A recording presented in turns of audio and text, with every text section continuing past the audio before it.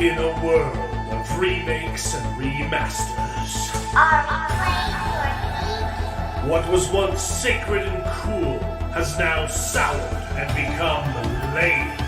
Red? Gone are the days of Pops and Cowabunga. Now is the reign of slurp juice and dabs.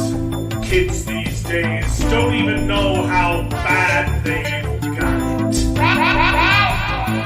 Now it's up to the best generation to rise to the occasion and make a show that dares to go where a lot of other nerdy shows have already gone quite a bit.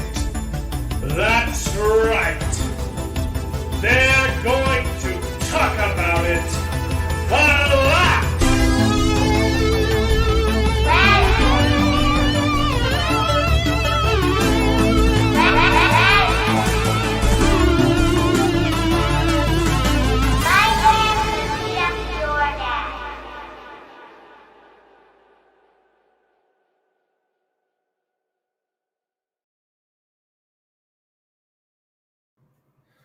Hello and welcome to the show, everyone.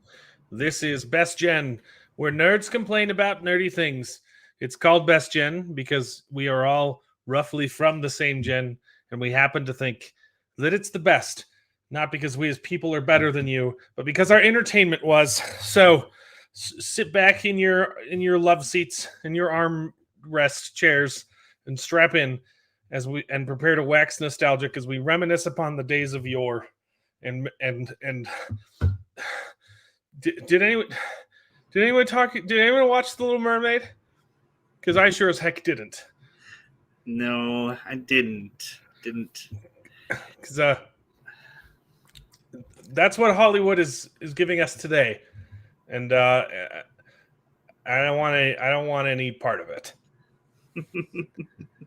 I've pinned a question in the chat. What is Disney's worst live-action remake? I have a hunch that it's The Little Mermaid, but I haven't seen it, so I don't know. We have a smaller show today. There are some people that are out of town going camping, so they can't join us. But there should be a couple other guests that filter in. I'm like gonna be like super self-conscious all night because I got my new teeth. Not because they look bad. I think they look really good. It's just that they're different. They're bigger, and I'm not used to having a mouth that closes. Like I can actually bite things now. Oh, but, nice. My tongue keeps hitting them where it's not used to hitting my front teeth. And so like I get like a weird lisp and a whistle when I talk, and I'm going to be super self-conscious about it until my mouth readjusts to to speaking with actual teeth in my mouth again. Have you bit your tongue? You just bite it all the time? No, but they used to not. So I got braces when I was a kid, and they didn't fix the problem. And I didn't know that the problem wasn't fixed. And my parents apparently didn't pay attention enough to care. But my teeth were never straight. They had to spread my jaw apart because there wasn't space enough for my teeth. They were my front teeth were like this, like the front four. And so they spread my jaw apart. I had a huge gap in my teeth. And then they were supposed to, do that. And they ended up going from here to here. After spreading my jaw apart and making space, they didn't fix the job. And they also didn't go down far enough. So I had a huge gap. Like it looked like this when I closed my mouth. I see. And I could stick my tongue through. Yeah, and then it was you this can't bite riveting conversation. But I'm going to bite things now. Oh, yeah. Every single I couldn't eat sandwiches normally. This is like third world problems, right? Every time I would bite a sandwich, the entire tomato would come out. I was always a messy eater because I would have to use my canines, so I would have to go like this. I'd go ha! jam it into the side of my mouth to bite through things. That's how my dad. So my dad has the same thing. He's been trying to fix that as well recently, but yeah, you just have to eat a lot more stuff with the side teeth instead. But yeah. Well, congratulations on your new teeth. But because I could never floss them either, because they were so ingrown. So they've just been rotting for years, and I had to get caps. So these are all fake, the front 4. But because they were making new teeth and they did all 4 at the same time, they're like, "Well, we can straighten them for you if you want." I'm like, "Okay." I'm not gonna say no to that. Yeah, So I got teeth, and I'm gonna be. And it feels weird to talk. Anyway, let's talk about some nerdy crap. We're joined by my cousin Jared, the one and only faithful panel member. That's the word I was looking for. Yes, thanks. The Intermexa should show up. He usually texts me when he's not coming. So, I have not seen the Little Mermaid. I have no plans to see it. I watched 2 clips and listened to 1 song, and it was it's enough to know. I definitely listened to the Scuttlebutt that you were talking about. It's a weird song, but the problem is though it's out of context, and that's the problem that I have with it. Is that I'm like, okay, this maybe could be a good song if I knew the context. You know the context though. It's him showing up to tell Ariel that the prince is getting married. Oh, I know, but still, like, I don't know. I don't know. Maybe they were gonna take a different spin on it. I don't know. You want? So I've got deets from people who have watched the movie. They cut the chef's song. Oh, the chef song to put in an extra like hour and 10 minutes of footage of bullcrap and the Scuttlebutt song. No, that was the best song. Yeah. That's what when everybody thinks Little Mermaid. Let's be honest, they think of that song. I have missed one. Cut off their heads. It's okay because they're dead. Yeah, it's the best part of the movie. Absolutely. That is so sad. Oh my gosh. Yeah, that's the thing. I'm kind of like, okay, I think I may just have to watch it just so that I can complain about watching it. But no, unfortunately the song was written by Lin-Manuel Miranda too, which is like, come on, man. Well, that's the thing. As soon as I heard it, I was like, yeah, this is a Lin-Manuel. Like it sounds very much like Lin-Manuel. It sounds like him not trying. well, yeah. Well, I mean, and the thing is, too, it's also, like, it looked like it was him and the original composer were doing some collaboration. So I wonder, like, that's the thing. I wonder how much, Lin-Manuel had, like, the influence. But, because, yeah, I watched, like, a little clip about how the original composer was working with Lin, and he's like, yeah, it's fun. We're bringing some new life into the songs, which, I mean, granted, it is like, I don't know. I guess this is the real debate is like, okay, besides all the other stuff that we've talked about, but like when you do a remake of Disney, do you do it verbatim like they did in Lion King? No. Or do you try to change it up a little bit, right? Yeah. The only reason the reason they're doing it is because they need money and to extend their copyrights. Yeah. But if you're going to do it, as much as I hated the films, the way you should do it is like they did with like Maleficent 1 and 2. Like do a retelling of the story. They didn't do it well, but if you're going to remake your own story, make it different. Yeah, that's true. Because then you get more backstory, and you're like, oh yeah, okay, like this person that I watched in the original Disney movies, like there's more depth to these characters. Yeah. because all the shot for shot remakes are doing are just making people want to watch the originals because they're so bad. Yeah.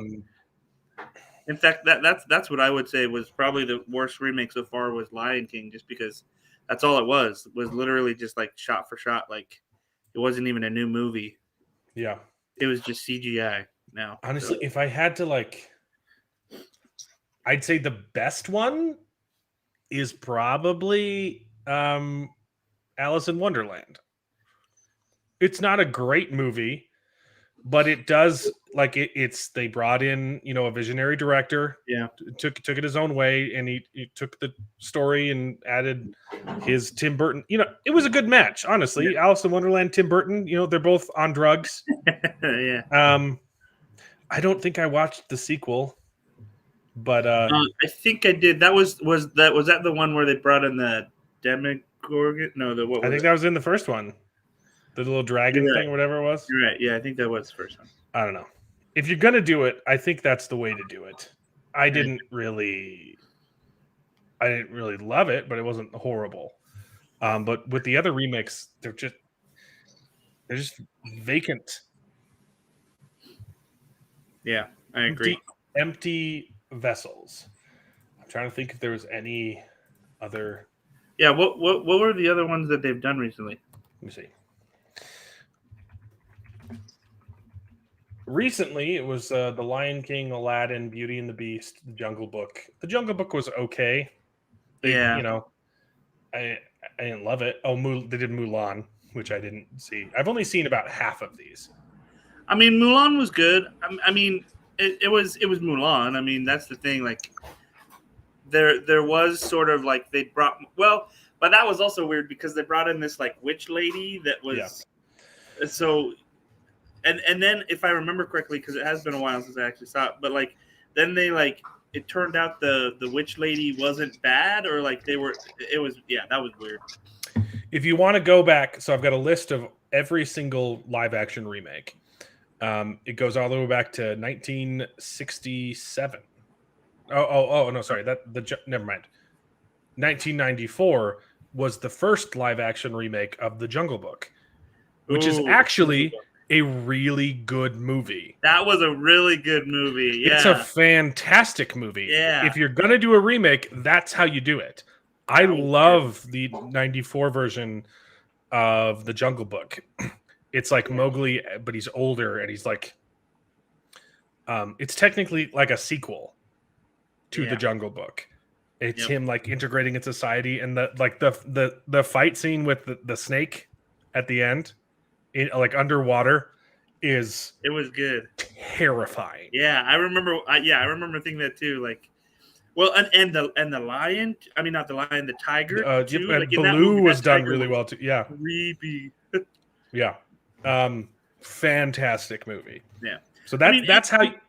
That's the answer. If you want to know how you do a remake, do that. Like, use the medium. If you're gonna do live action, you got to use it. Well, and they actually did a new one too of the actual story, the original story too. Yeah. And I liked that one too. I liked it. I thought it was good. And to be honest, it was like verbatim, basically, for like what the actual movie was. But maybe it just felt a little bit better than the Lion King. I don't know. The Lion King one just felt weird. Yeah, the modern Jungle Book remake is probably the least offensive remake. Yeah, it was good. I liked it. In '96, they did the live action 101 Dalmatians, which is also a good movie. Yeah. See, but this is a different era we're talking about. Yeah. No, this was back when Hollywood made good movies. Yeah. It's not that look, but that's 95, 96. Like, it's not that far. Oh, did the volcano get at Mexa? I don't know. Interesting. I don't know. I'll need to send him a message. Maybe. Yeah, so the 101 Dalmatians is a great movie. Glenn Close was amazing as Cruella DeVille. And then compare that to Cruella, which is just awful. It's horrible. I like the I thought the cinematography was good. But yeah, it was definitely a different kind of story. But I mean, that's the thing, though, right? Like they took Cruella and they were trying to do the Maleficent sort of thing, right? So they were trying to say, okay, well, let's go into more depth into like who this character is and why that character is that. But Yeah, but then, I applaud them for trying to tell a different story. The problem was it was infected with wokeness, and yeah, so yeah, there was a lot of and that. they were trying to make Cruella de Vil a sympathetic, and that's my problem with I don't dislike the idea behind doing a retelling, but both Maleficent and Cruella have the same problem. They're both trying to humanize the villain. Yeah, Maleficent literally means evil. Yeah, And Cruella is a dog killer, and you're making her the protagonist of the story. It just it doesn't work. It doesn't work. Yeah, there's always that possibility, that obviously maybe this is how it would have happened. But yeah, like the issue comes down to, okay, what are the actual acts that they're doing in these other stories? Yeah. And they are not good acts, Yeah. and someone that is good at heart, but maybe has had some hard things happen to him, they don't do those sorts of things. Yeah. And in Maleficent, they tried to like twist it in that it was just a misunderstanding. She wasn't actually trying to hurt the princess. Yeah. She was trying to save her, and it was just dumb. They made 2 of those, didn't they? Yeah, they did. I saw the first one. I didn't see the second one. I saw both of them, but they were basically the same. I think it was like you were just saying, it was like, oh yeah, they're trying to save the princess and trying to get the princess to come. Yeah, and it was all like a big misunderstanding, and they just wanted her to come home, and they painted her as the villain because she was different, basically, right? So it's like, yeah, she was othered. Yeah. Let's see. Even the Beauty and the Beast remake was actually pretty good, except for the subtle insertion of their not so secret gay agent. Yeah, with Yeah. the Yeah. That was Beauty and the Beast did some things right and a lot of things wrong.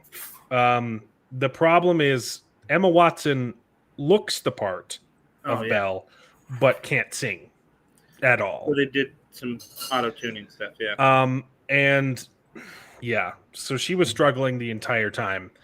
And I didn't even dislike the song that they added for Beast is actually pretty good. Oh, I love that song. The other songs they added weren't great, and the extra stuff they added was kind of pointless. Like with the book that can like teleport people. Well, then like what's the purpose of the mirror at all? Yeah. Like it's just silly. Beauty and the Beast wasn't their worst one for sure. Yeah. But if you want to go down the list, they did a sequel to 101 Dalmatians, 102 Dalmatians, which wasn't very good. Yeah, I didn't watch that one. It was fine. It was just a soulless sequel though. See, but that was the problem of the 90s, is that the first one was always good, but sequels were really bad. Then they did Alice in Wonderland. The Sorcerer's Apprentice is apparently a remake of Fantasia. That's a stretch. Of Fantasia?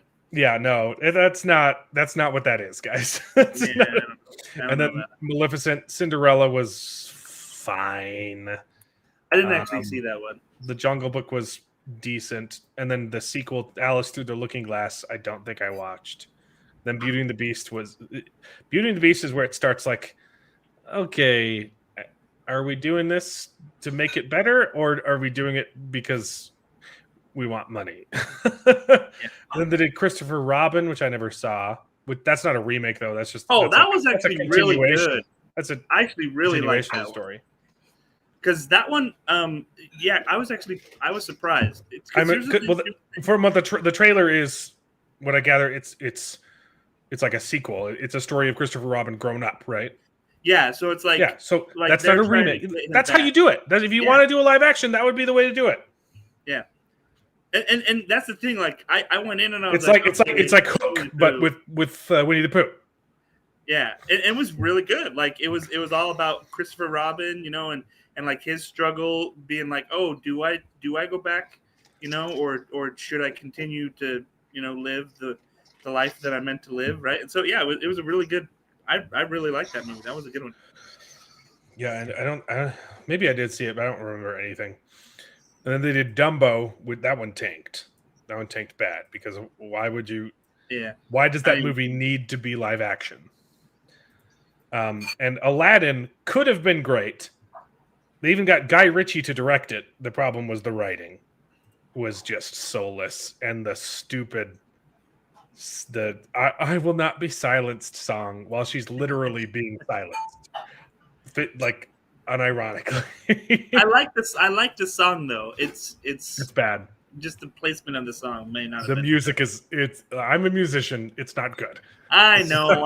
If you break it down, there's probably, faults in it, of course. But yeah, I mean, the Aladdin was disappointing because it could have been really good, and it ended up just. I mean, just Jafar's casting was just awful. Oh yeah, they cast weird. This like effeminate like soy boy who's supposed to be scary, and you're like, Jafar is like one of the most terrifying villains of all time. Yeah, he was pretty terrifying. But I mean, Will Smith. That's what saved it for me is Will Smith's performance. Like he really is the one that like at least saved it a little bit because I think. He did better than I thought he was going to do. Yeah, me too. I didn't love it, but I didn't hate it. Well, yeah, and that's kind of how the whole movie was because of Will Smith. Like, I didn't love the movie, but I didn't hate it because of what he was able to pull together. I think. Mm-hmm. And then after that was The Lion King, which was, I think it's the worst adaptation, and the problem is The Lion King. I believe was Disney's top grossing animated feature. Really? It was the most successful one because of the music. Because it's phenomenal. And in The Lion King, they modernized all of the songs. And they are horrible. And that was the problem with Aladdin too. They modernized the music, which was obviously not Guy Ritchie's fault. And it's the mixing. Like when they have like group numbers, you cannot understand the words of what's going. It's horribly mixed, and they add these. You don't need to modernize stuff. Modernizing is just a synonym for making things bad. The music for The Lion King absolutely just destroys the original movie. Yeah, it wasn't my favorite. Then you get Maleficent 2, Lady and the Tramp. I didn't even know that they made that into a movie. Oh, I saw that one too, actually. I didn't think it was bad. And then Mulan. When I watched then Mulan, then Cruella, then Pinocchio, which suffers from the irony of casting Tom Hanks as a character named Geppetto. And then you got the Peter Pan and the Little Mermaid. So the Pinocchio's the last one that they did with I want to say Wes Anderson, but that's not it. It's no, Robert Zemeckis. Oh yeah. Well, no. It was Guillermo del Toro. Yeah, that wasn't Disney. I was gonna say I know, but that one was interesting too. Yeah, I've heard it was good. Guillermo del Toro's version. There were 3 Pinocchio movies that came out that year. Dude, well, I remember that. I didn't actually watch the Disney version though, but no, that's funny actually. Gosh. But yeah, the one from Guillermo del Toro, that was really good. I liked it, dude. Every time though, like stop motion movies, they always get me because they are like to be able to pull something like that off with doing stop motion is just. Have you watched A Town Called Panic yet? No, I haven't. It's free online. I really should.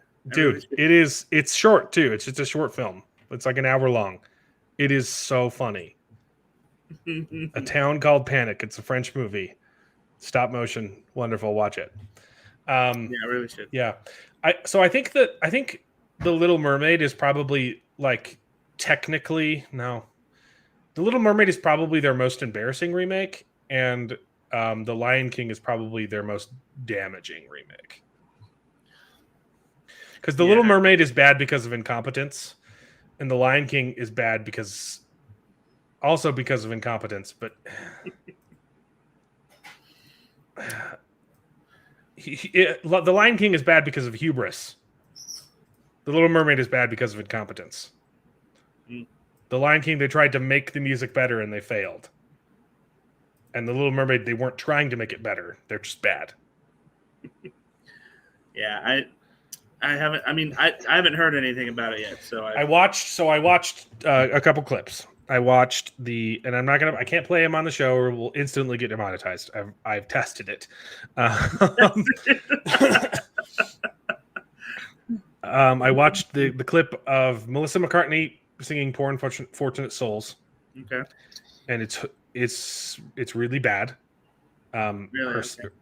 The opening line of the song is off key, and a lot of the song following it is still off key. Mm. She's a really bad singer, and it's very and obviously that this is the industry standard that the lines are going to be ADR. They're going to be recorded in studio and they're lip syncing to their own performance. Yeah. Okay. But you can do that well and you can do it poorly. And Melissa McCartney's ADR is awful. It looks like an anime dub of just the mouth is moving when she's not singing. And then I watched the clip of Part of Your World with Halle Bailey singing, and it was even worse. As a musician, you can tell her voice is auto-tuned the entire time. She is not a good singer, which just goes to show she was not hired because she was the best person for the job. One, she can't swim, and she can't sing. She was cast because she's black. So her voice is auto-tuned the entire time. There's actually a part where you can hear the auto-tune clipping, and it gives her voice fake vibrato because it's clipping in and out of the auto-tune. It's very bad, and there were parts where she is singing and her mouth is not moving. Like she forgot to mouth one of the lines. Really? On set, yes.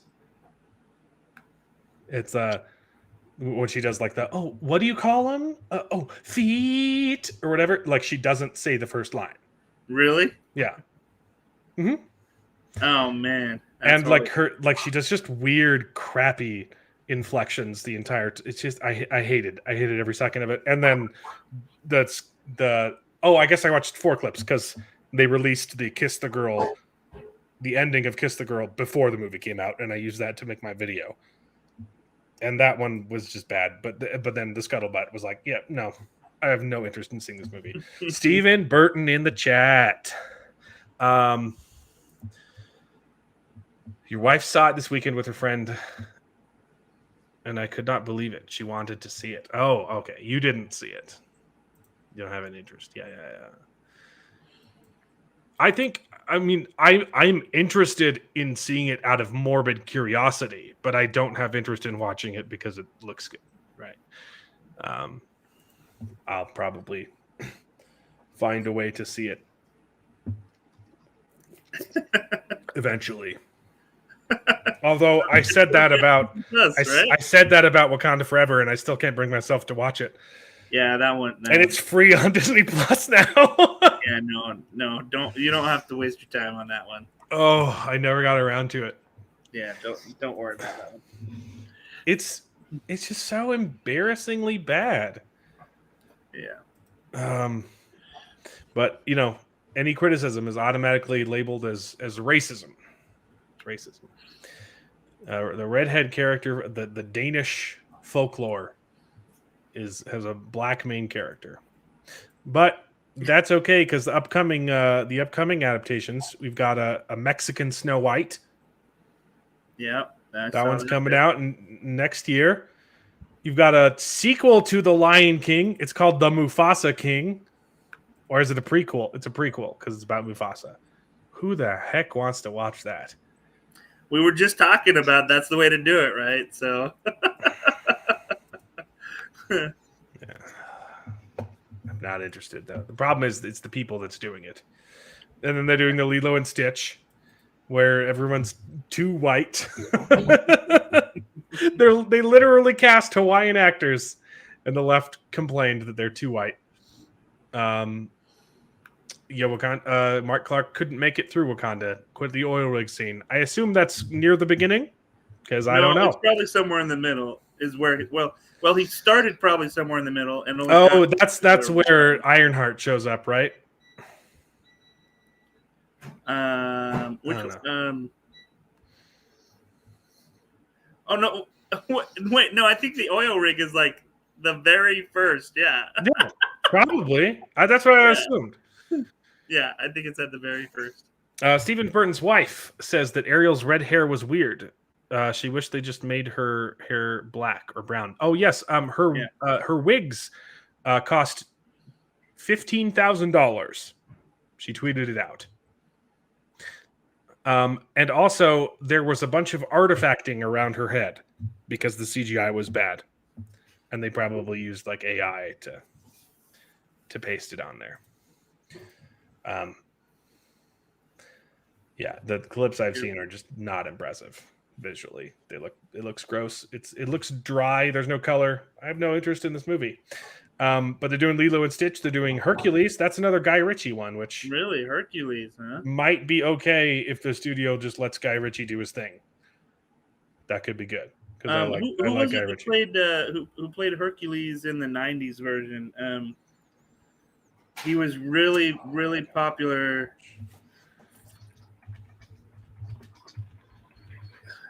I forget all the voice actors. It wasn't Mel Gibson. Not the voice actor. The Hercules movie, or was it a TV show? There's been Jared. Oh my goodness. That's what I know. But do you know how many Hercules adaptations there have been? I know. Well, that okay. Hold on. Oh my gosh, who played Hercules in the '90s? I mean, it was a TV show. Oh my gosh. Hold on. What a dumb question. Which one am I? Hold on. It'll be less dumb when I actually think of the person and the version I'm trying to do. You're talking about Hercules in New York? Arnold Braunschweigner? Arnold Bronze? I don't know. I always pronounce it Arnold Braunschweigner because that's how Arnold Schwarzenegger pronounces his own name in The Last Action Hero, which is a wonderful movie. No, it's not Arnold Schwarzenegger. I have no idea what movie. I think it might have been so many of them. I know. It might have been Kevin Sorbo? Sorbo, maybe. That sounds familiar. Yep, Sorbo. Definitely Sorbo. That's the one. Yep. Oh, the one in the Conan and Xena stuff. Yes, exactly. Yep. Those were the good old days. If they do a Hercules story, I would like to see them do like the actual story of Hercules, where he murders his own kids and has to go through trials of judgment and stuff. I know they did. They did a like made for TV version of that a long time ago, and it was not good. Spoilers: if you don't know the story of Hercules, he murders his kids because he's under a spell, and he thinks that they're monsters. It's a very cool story. So,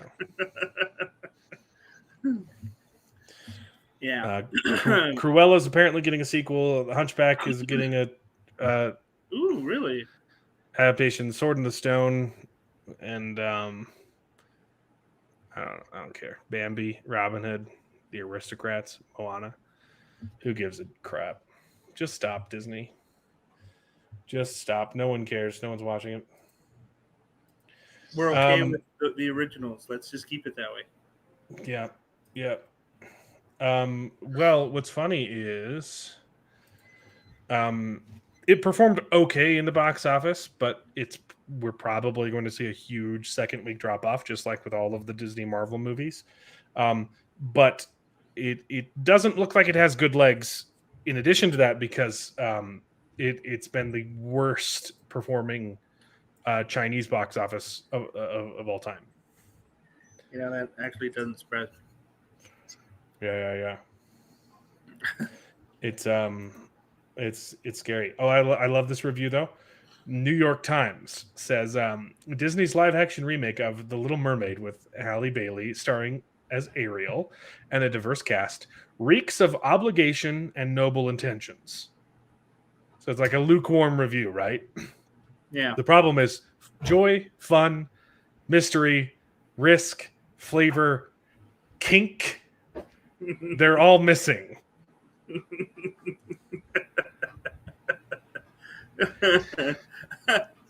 It's not so lukewarm anymore. This is- and kind of weird. This is the New York Times complaining that there's not enough kink Oh man. in the children's movie, The Little Mermaid live action reboot. Put Ariel in a gimp suit. Oh gosh. Yeah, see, the memes are beautiful. What? Oh gosh, New York Times is a joke. So, yeah, it's not good looking great. If you want the actual numbers, it performed okay. Oops, wrong. Screen. That was close. Screen.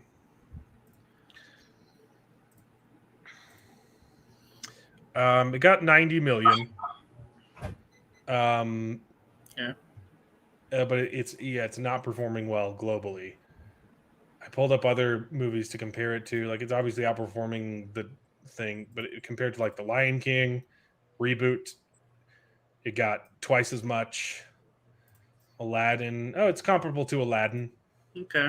But it's probably not gonna make it to $1 billion. I will eat my shorts if this movie makes $1 billion. Yeah. Okay. It does not have the same legs as Aladdin. Beauty and the Beast made twice that. Oh yeah. Jungle Book made similar numbers, but almost made it to $1 billion. Almost. Kind of similar. So, like it could if it was good. The problem was these other movies were a lot better, right? Ooh. Yeah, I'm predicting it'll land somewhere. Well, it's already past that one, but it'll land somewhere between Dumbo and Cinderella. Dude, Pete's Dragon, that was a good one. The remake? I mean, I have not. I have not seen. I have not seen the remake because I love the original. It was kind of hard to watch. The remake was definitely different, and it was interesting to. Yeah, I definitely prefer the old one, the original.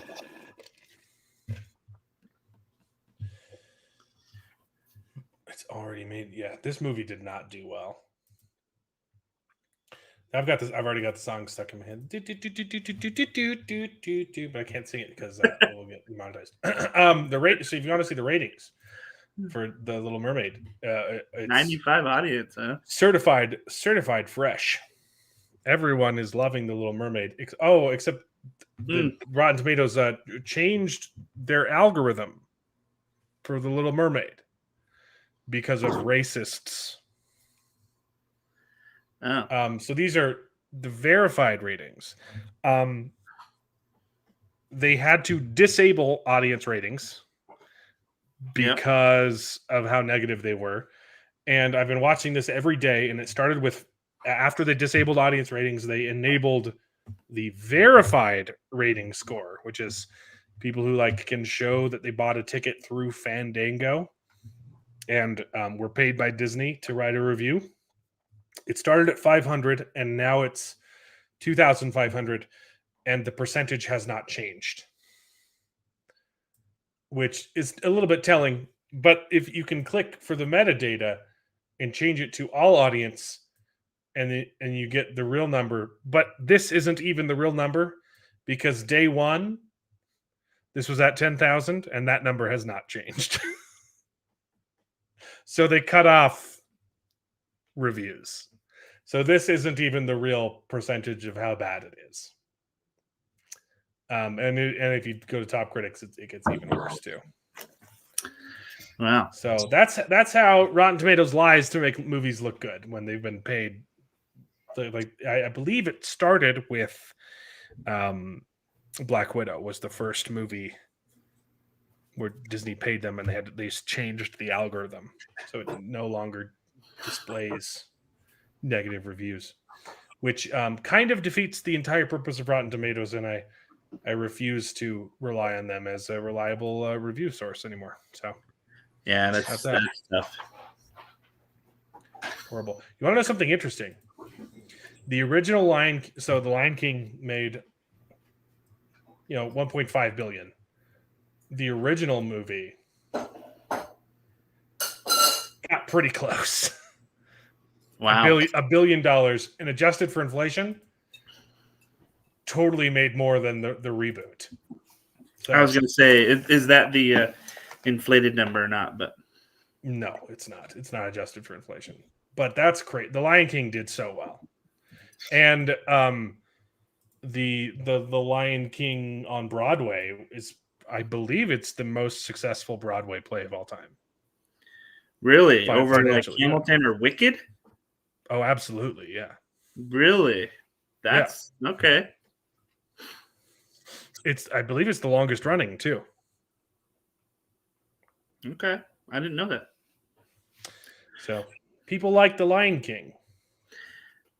Yeah, the musical is pretty cool because you have all the puppets and stuff like that. So I mean, that is pretty fun.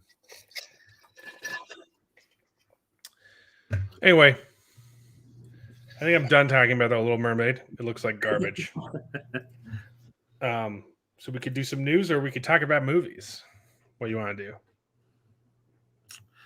Do you have your top 5 list ready? No, I don't have a top 5. I don't have a top 5. Here's the thing. You've had a month to prepare for this. I know, and I mean, it would be even worse if I told you what I was doing all day. But anyway,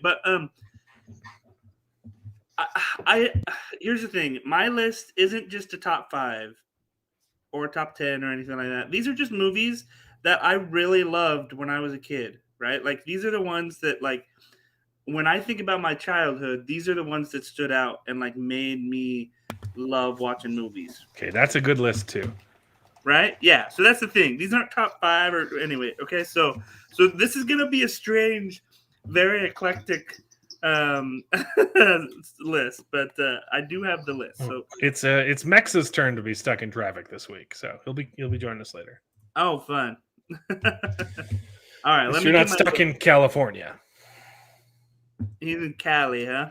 Okay. I said at least you're not stuck in California. That's where I got stuck. Oh yeah, okay, yeah. All right, so I have a big list, and it's hard because after everybody else's stuff too, last time I was like, dang, I can't believe I missed all of those great choices. But these are good ones. At least I think they are. But I also have to add too that a lot of these may not fall into like the whole like 90s, right? Oh, because sure. Because the thing is, like, I grew up on oldies, so I watched a lot of oldies and like more vintage stuff. Dude, I didn't have TV growing up, so I was raised on old movies. I was raised on Mel Brooks. I was raised on Ben-Hur and all that that jazz. Okay. Okay. All right. So one of the top ones though, by Disney. Well, actually, it might be Disney Pixar. It might be Disney. Anyway, The Emperor's New Groove has to be. That's just Disney. Okay, yeah. I was like, yeah. The Emperor's New Groove though has to be top. Pixar started with the Toy Story. You're right. Yes. Yeah, Emperor's New Groove is great.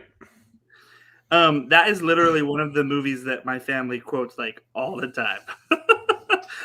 So at least my family and I, we love it to the point that we could probably quote the whole movie. Yeah. Another one that is really good is What's Up, Doc? That is a fantastic movie. Yeah. Yes. She. Do you know it's a remake? Actually, I might have heard that, but I never really internalize that is probably a good way to say that, because it definitely doesn't feel like it changes. It changes the setting and stuff, but it's such a good movie though. Seriously, Barbara Streisand in What's Up, Doc is like, it's Bringing Up Baby is the original film. okay, Bringing Up Baby. Yeah, Really? which I have not seen. But Okay. yeah, but Interesting. What's Up, Doc? It's kind of a beat for beat copy of that, but Huh. with different settings, different and stuff like that. So I had no idea. That's also cool. Bringing Up Baby is a horrible name for a movie. I know, but they have weird names back then. Like, I mean, they had like the two guys and the that were taking care of the baby. What was that one called? Two Guys and a baby. Yeah, two guys and a baby. It's like, I mean, they had weird names. It's called Three Men and a Baby. Three men and a baby. Sorry, Tom Selleck. Tom Selleck. Oh man, I miss that guy. Yeah, right. I miss Tom Selleck in movies, man. Yeah, that was a good one too. And I don't remember the name. Oh, I just remembered one I need to add to my list. Okay, go on. Okay, well, oh, that's right. You're gonna do your list later. Okay. I can't remember the name of this one, but it was kind of similar. Obviously, a Tom Selleck movie that I forgot to put on my list. But another good movie that's kind of like that is that it's based on these two robbers that kidnap these kids, but then they end up basically the Apple Dumpling Gang. Yeah. Well, no. You're literally describing the Apple Dumpling Gang. Yes, it was the Apple Dumpling Gang. Yep. There were two of those. That was a Don Knotts vehicle. Yeah, Don Knotts is good. Don Knotts is good in every movie he's ever made. Yeah, Don Knotts. Well, I mean, I don't know about that. I actually watched some of his collection, and there were a couple where I was like, Don Knotts is in this movie? This is a weird movie. Like, there was one that was all about, like, the porn industry, and I was like, Don Knotts? I was like, okay. So, anyway, not a blanket statement, but... if it's hard to choose between The Ghost and Mr. Chicken and I love The Ghost and The Shakiest Gun in the West. I love The Shakiest Gun in the West. If that's to this day. But it's like, I don't, which is better? It depends on, you want a ghost movie or do you want a Western? Because they're both amazing. Yeah, absolutely. To this day, whenever I bring up Shakiest Gun in the West, my sister brings up the fact that I loved it so much that when I was babysitting, that was the only movie we watched. And I would make them watch it when I was babysitting. And to this day, they hate me for it. So they try to steal the kids' gold. I think they kidnap the kids in the there's two of them. There's the Apple Gangs. Yeah. The Apple Dumpling Gang rides again. Yeah. So, but the kids might not be in the second one. Yeah, but they definitely kidnapped the kids in the first one. But yeah, anyway, so definitely Don Knotts and the Shakiest Gun of the West for sure. Love that one. Another one that was really good is Labyrinth. Okay. Yeah. Right? Yeah. I don't have nostalgia on my side when it comes to Labyrinth. I saw it for the first time when I was 18, and I thought it was okay. Oh yeah, okay. I appreciate it. Like, the puppetry is phenomenal. Yeah. The story is kind of dumb. Well, it probably is. It's definitely a little bit more nostalgic for me because I watched it when I was younger. And again, that's kind of one of the ones that, like, my family quotes all the time, where literally one of the best lines is like, she first gets into the mystical world or whatever, and she, like, goes to knock on this door. She, like, knocks on the door, and the door talks back and, like, hello. and she's like, wait, did you just say hello? And the door says, no, I said hello, but close enough. Yeah, no, it's got charm for sure. It's just, yeah, it's good. So yeah, like the plot is actually, it's kind of weird. It meanders a lot. There's a lot of just wasted time. There's that weird song in the middle that's just on Power drugs. No, not that one. Oh, yeah. There's just one that like makes no sense. It's just filler, and it's just a drug trip. Yeah, I mean that whole movie's kind of a weird, like, drug trip, to be honest. But yeah, no, it's a classic for sure. It deserves that. Yeah, another one was Dark Crystal. That was always a good one. Actually, I have yeah, not. it's I a good have one. not seen it. I started watching it, and the sound on the TV was broken, and so we watched. Oh no! Or it was like the mixing on the DVD player, like you couldn't hear it at all, and so we ended up watching a different movie that you could hear better. Oh, I that's remember horrible. we watched, instead of The Dark Crystal, which we started and couldn't get the sound working, we watched um the uh the legendary gentleman, the League of Extraordinary Gentlemen, League of Extraordinary Gentlemen. which does Also not a great hold movie. up at No. all. Oh I yeah, we were talking loved about it when it this. first came out. I loved that movie, and watch. It's like, That's with Sean Connery, right? this movie is really bad. Oh, I just thought of another one with Sean Yeah, Connery. it's with that Sean was like- Connery. First Night was always a good one too. Ooh, that is a good take. That is a Yeah. deep cut. First Night is a retelling of Arthur, the Arthurian Yeah. legend. Yeah. But what it does well, it doesn't try and modernize the story. It tries to justify the infidelity. Yeah. It gives context behind the infidelity with Guinevere, and it is wonderful. First It's Night so is good. really good. Yeah. That was one of my fun.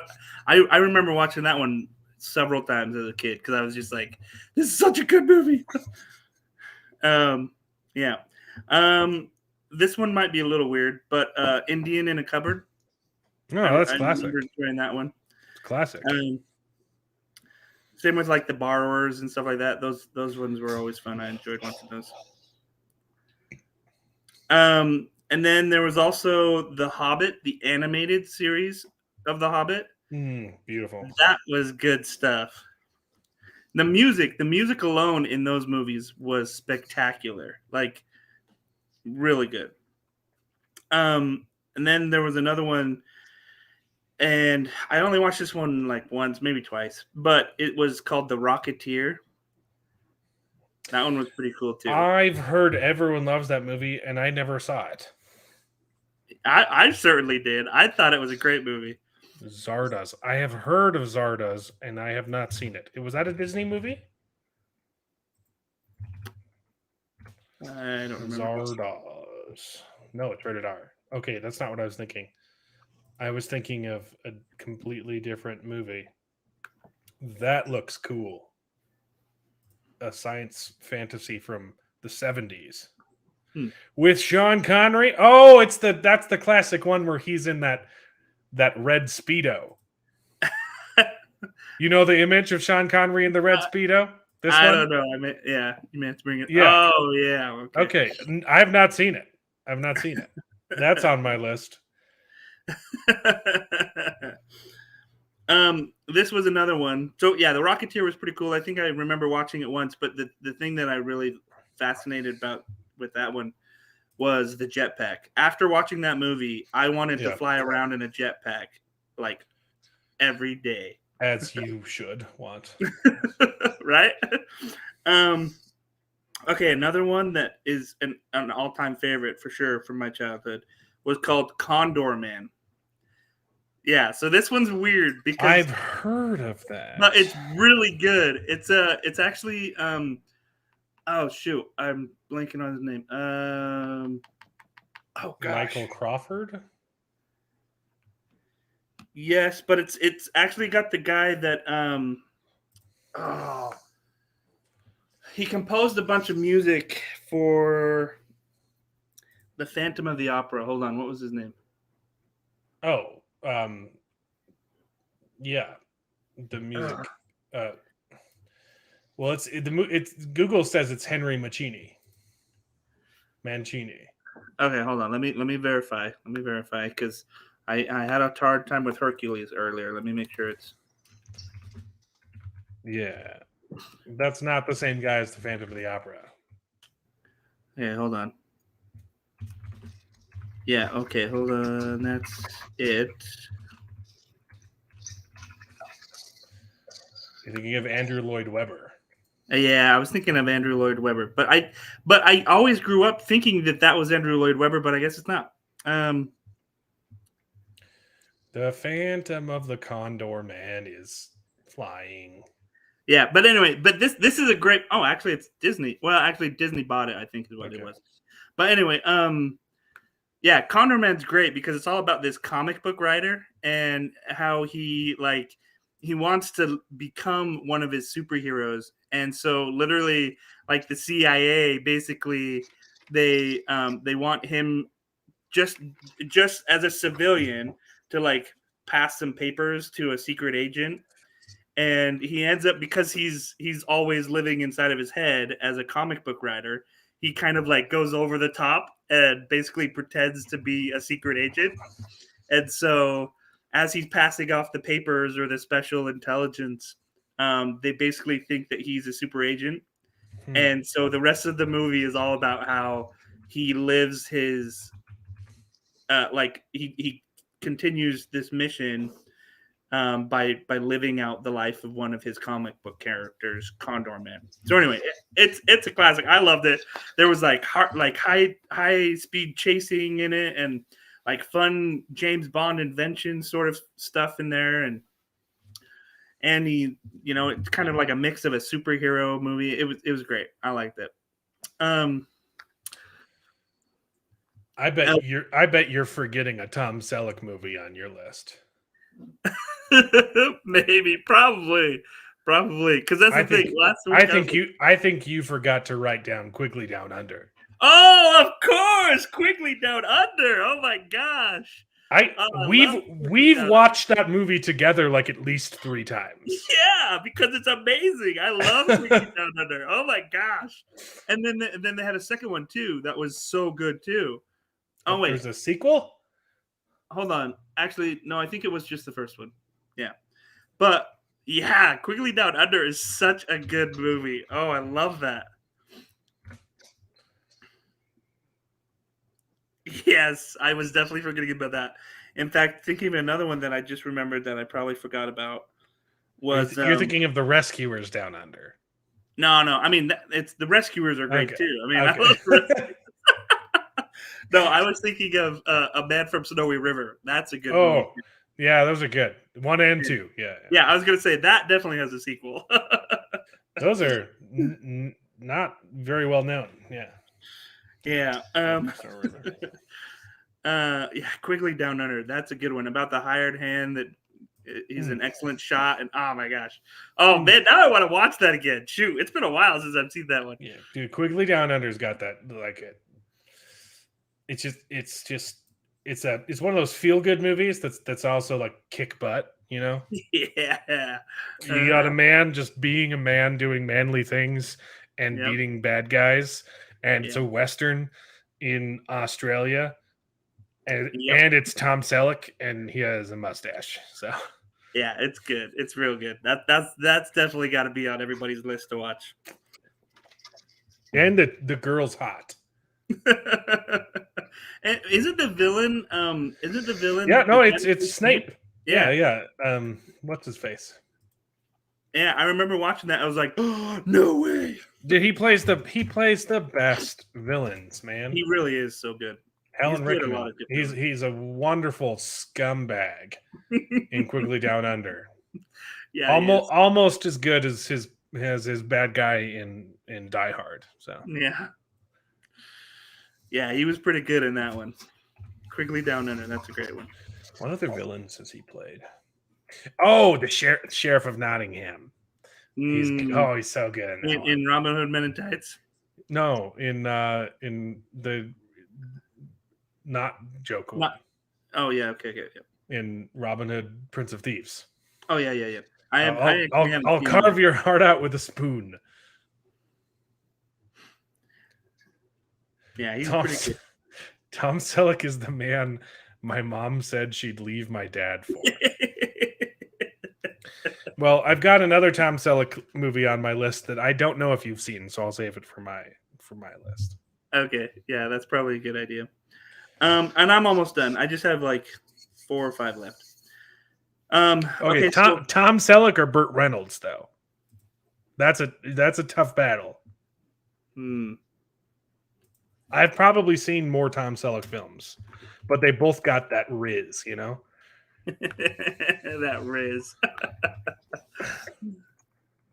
They have that same look, you Yeah. know? So I mean, Smokey and the Bandit. Mm. Yeah, it is. It is hard to. Deliverance. Mm. Mm. I don't know. That's a hard choice. Dukes of Hazzard. Come on. He's in a lot of classics. That's Come for sure. on. Got that Burt, baby. I think I'd choose Tom Selleck. It's tough though. It's a good choice. Yeah. I don't think you'd lose with that choice. Cannonball Either one Run. would be- I have not seen that one. Okay, that one's on my list. Cannonball Run. I know that one's a classic. Wait, Jackie Chan's in it? Okay, I'm watching that movie. Where's it streaming? Where's Oh, Cannonball man. Run? We watched all the Jackie Chan movies growing up too. I remember those. Those were great. Oh yeah, baby. The man who knew too little. No. That's That's a good It's one the- too, though. yeah. The Jackie Chan. Who am I? That's what I'm thinking of. That's a good one. I remember watching The Man Who Knew Too Little with you. You introduced me to that one. That was a good one. Okay, so some of the other ones that are on my list are 50 Goes West. Or It's An so much American better than Tail. the original. And I like I like Original's that one good. better than the American Tail's good, but Five Goes West blows it out of the water. So good. I love it. I And then love the it. third movie is like the worst thing that's ever been made. Yeah, I don't think I even saw that one. But 50 Goes West is dear to my heart. And then Chitty Chitty Bang Bang has to be on the list for sure. That's a good one. And then A Kid in King Arthur's Court. Classic. I remember watching it. It was classic. I don't know if that one would stand up today, though. It's kind of a weird movie. I don't know. But kid actors, too. Kid actors, they were real popular in those days with the kid actors. And Mm-hmm. anyway, It's a classic. It's great. Yeah. It's a good kids movie. It's not a good movie. yeah. It was a good kids movie. That's a good way to put it. It's a different grading scale for kids movies. True. Very different. Well, I always grade kids movies on both scales. I judge it as a kids movie and then as a film. That's fair. That's probably how you should do it. As a kids movie, 9 out of 10. As a film, I don't know. I'd have to watch it again. It's probably like a 5. Because there's a lot of plot holes. That girl's hot though. I mean, I thought that the girl was hot when I was her age. Yeah, and watching it later, you're like, oh shoot. So that's like the weirdest feeling of all time. Like growing up having a crush on Emma Watson. I was gonna bring up her Like being the same age as her, growing up as Harry Potter. Yep. In both the books and the movies, I was like right in between his age. Yep. So just liking Emma Watson, maturing with her, having a crush on her, and then going back and watching the movies as an adult, and you're like, no. As she gets better too, she's kind of like a Princess Diaries, sort of like Moose, wild hair, and then she gets a little bit better throughout the movies. But okay, 2 more. We got Timeline. Oh, that's good. Right, one of the movies where it talks about like time loops or time travel, actually in a way that I'm like, oh yeah, okay, like it's not perfect because, I mean, let's face it, when you do a movie or a story about time travel, there's always holes. Right. But Timeline's one of those movies where I'm like, it is internally consistent with Yeah. its time travel. Yeah. There's a lot of consistencies. Even where half the time you're like, wait, but if he did this, then really, how did that? And so it's Well, like, it's one of those like it was always a loop things. Yeah. exactly. It was always a pretzel, if you want to quote that one rom-com that was also a time travel movie with Sleepless in Seattle chick. Oh, with Meg Ryan. Yeah, Meg Ryan time travel. Hold on, I don't know it's her and the British guy. and he travels into the future. Meg Oh, is Ryan that time travel romance. was that the Kate and one? Leopold. Yeah, Kate and Leopold. Yep. Oh, it's her. Oh, I thought it was a different. I was thinking of a different British guy. No, it's not British. It's Hugh Jackman. Yeah. It's an Aussie. I was thinking it was Hugh Grant. Oh yeah, Hugh Grant. Yeah, of course, that would have been a good choice too. But yeah, that was a good movie too. But yeah, I remember watching that one, and the timeline was kind of made sense too in that one. But it's been a while since I've watched it. But okay, last one, Paycheck. Paycheck is a really good movie too. Okay. I'm raising that one. Oh, you had that on yours? I had Paycheck. I had Paycheck down. I had Paycheck, Timeline. I knew Timeline was. David already mentioned Timeline. Oh I had Paycheck, Timeline, and What's Up, Doc that I got to take off my list. Sweet.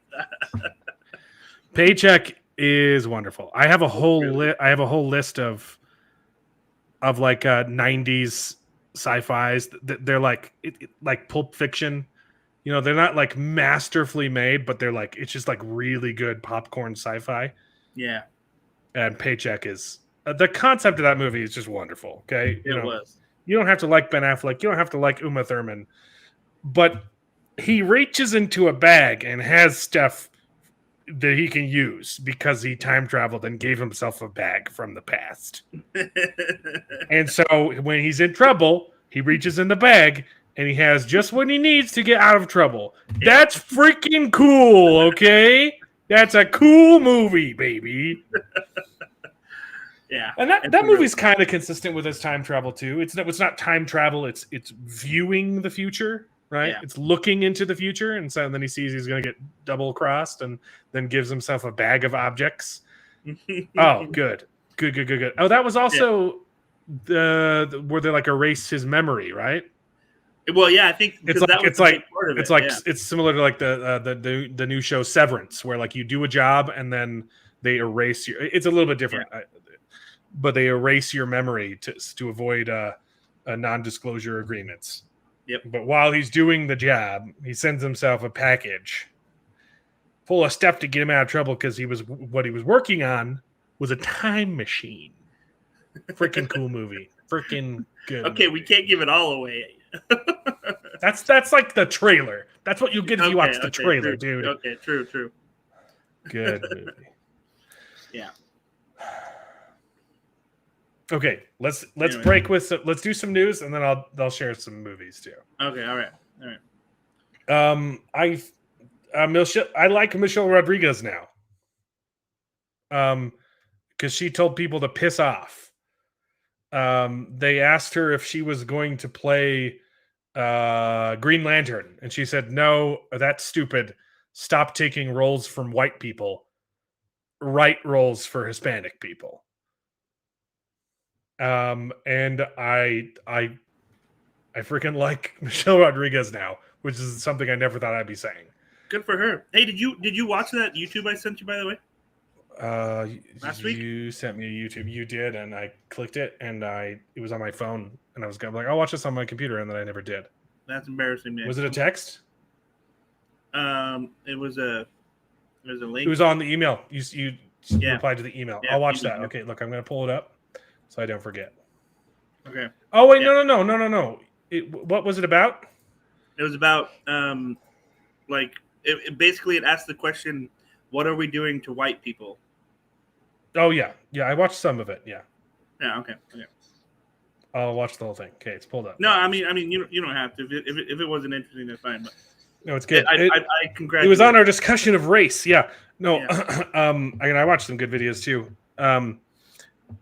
Basically, to back up what I was saying about how Hollywood and the media are creating racism because it sells and because that's how they get power. There's a phenomenon in psychology called priming, which is where you can manipulate the results of a poll by introducing factors into a person's life before giving them the poll. So they had a clip of a character in a fake movie just talking or acting in a scene, and they would ask people to watch the clip and tell them how they felt, what kind of personality that character had.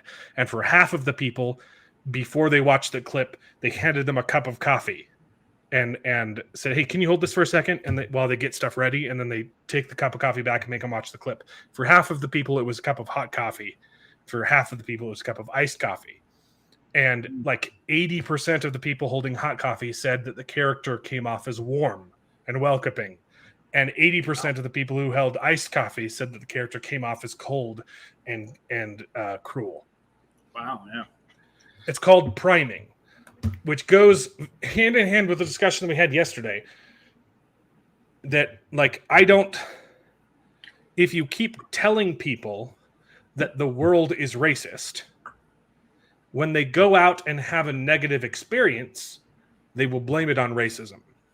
Yeah. Okay? Yeah. I've had, as a white man, I've had bad experiences with cops. I've had good experiences too. I've also had some bad ones. If I was a black person and the world kept telling me, if Obama went on national news and kept telling me that the world is racist and the cops are trying to kill me, and I went and had that bad experience with a cop, I would attribute that to racism, when in fact, it's just life. Yeah. So, anyway, Michelle Rodriguez is based, and I like her. I would also add though too that yes, unfortunately, sometimes there are some obviously where it is, but not all the time, and that's the issue. Is that it's no, but if you all of the time. What's funny is if you look at the actual statistics, black people are less likely to get shot by police than white people. It's a fact, undisputed. Look it up yourself. So it's because they're afraid of being called racist. Anyway, this is a historic moment. Good word. Yeah. We are going to see our old friends at the winteriscoming.net. No. Oh, wait. Is it not coming out? Because the Wheel of Time Season 2 finally has a release date. What? It was announced on Twitter that September 1st will What? air the Wheel of Time Season 2, an entire 2 years after Season 1 aired. I'm really sorry. Been that long? It's been 2 years. That's okay. Well, hopefully they got their shiz together then, because seriously. They released a bunch of photos, and they all have me just incredibly lukewarm and angry about the project. You've got Matt, the most happy, optimistic character, being sad and gross. You've got Egwene, appropriately being a bitch. That's book accurate, if we're being honest. Okay. yeah. Nynaeve going through White Tower testing, obviously. Perrin with his mouth open again, looking like an idiot. And Avienda. Wait, is that red hair? No, it doesn't look it's like not. red hair. It's not. Avienda being black, and he doesn't have any weapons, but she does. It's Moraine in like the most pompous dress ever, because Aes Sedai were nothing if not subtle, but it's okay. Lan is fine, and you got Rand looking gloomy, and and this is the one that pisses me off. They managed to make Loyal look even dumber. He looks ridiculous. Yeah, I don't know if I really like. And why is he hanging out with the Shan-Chan? Also, I don't like the Shan-Chan. I don't mind their grunt soldiers looks. I don't mind the insect masks. I hate these. Let me see if I can get a better picture. This is from Entertainment Weekly. Yeah. I was gonna say I can't. Really these are bad pictures. Here we go. Look at this one. I hate this. Yeah, that is weird. What is this? What is her hair? She's got 2 Pringles cans taped to her head. Half of her head is shaved. And she's got this cage on her face. I hate it. This headdress isn't as terrible. That doesn't scream insect to me. It would if it weren't for these horns, which I don't know. Maybe it's like a beetle. They're supposed to look insect-like, their armor, okay? But I don't like their little fake. It just looks silly.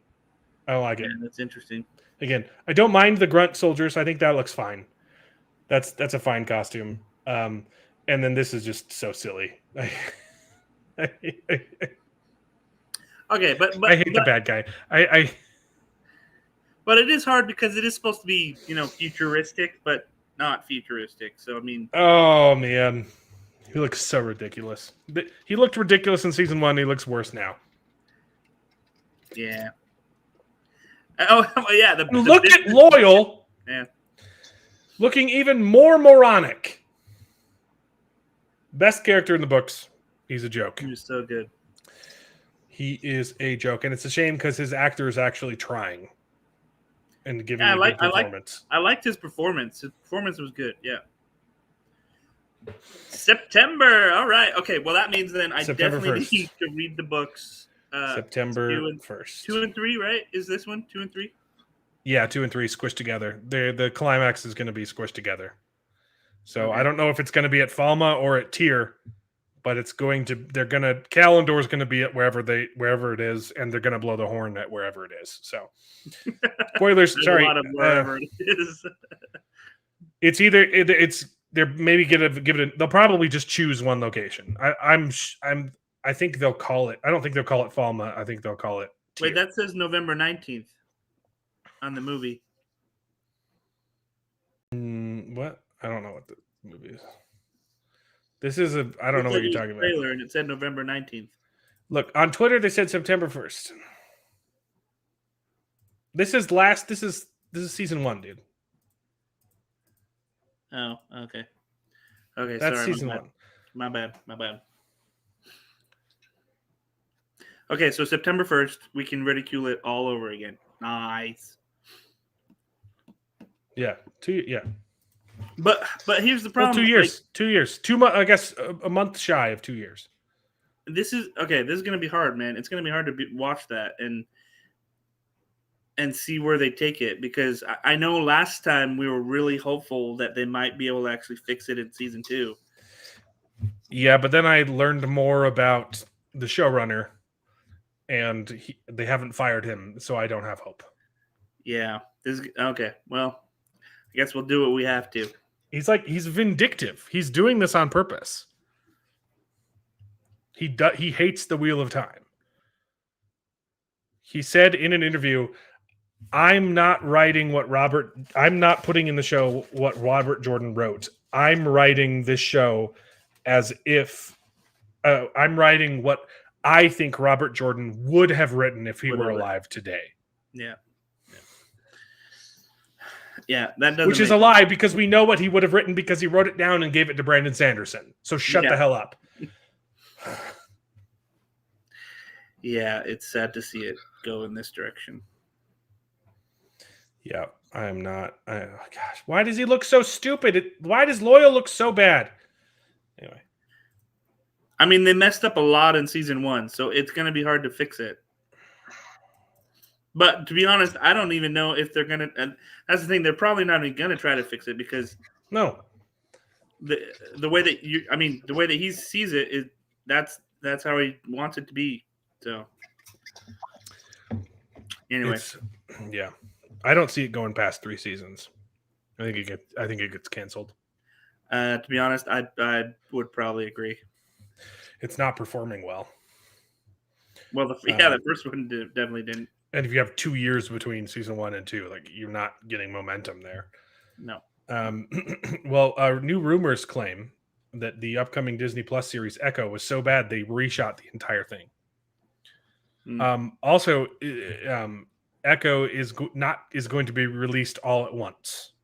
It won't be weekly, because they're trying to bury it. Because what? They're trying to bury it. Oh. They're ashamed of it. So that looks bad, and this was arguably the worst character in the Hawkeye series, and I don't care about her.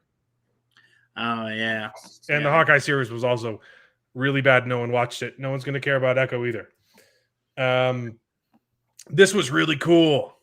we just talked about this last week about how we need to embrace AI and use it as a tool. Friggin' Photoshop released a beta version with AI integrated into Photoshop, and it's freaking. Have you seen this? No. It's so cool. It's so cool. Okay, it's called AI generative fill, Okay. and this is a joke. I was gonna say that looks like That's paint. No, but basically you can use an image and expand on it. You can do stuff like that. Cool. That's like most. But this is like what it does. You can just like select a part, give it a prompt, and it'll put stuff. This is what I was saying. What? AI is a tool. Okay, it is our slave, and it's Cool. awesome. Okay, and then you can expand on images. You can. Oops, that's loud for me, and no one else can hear it.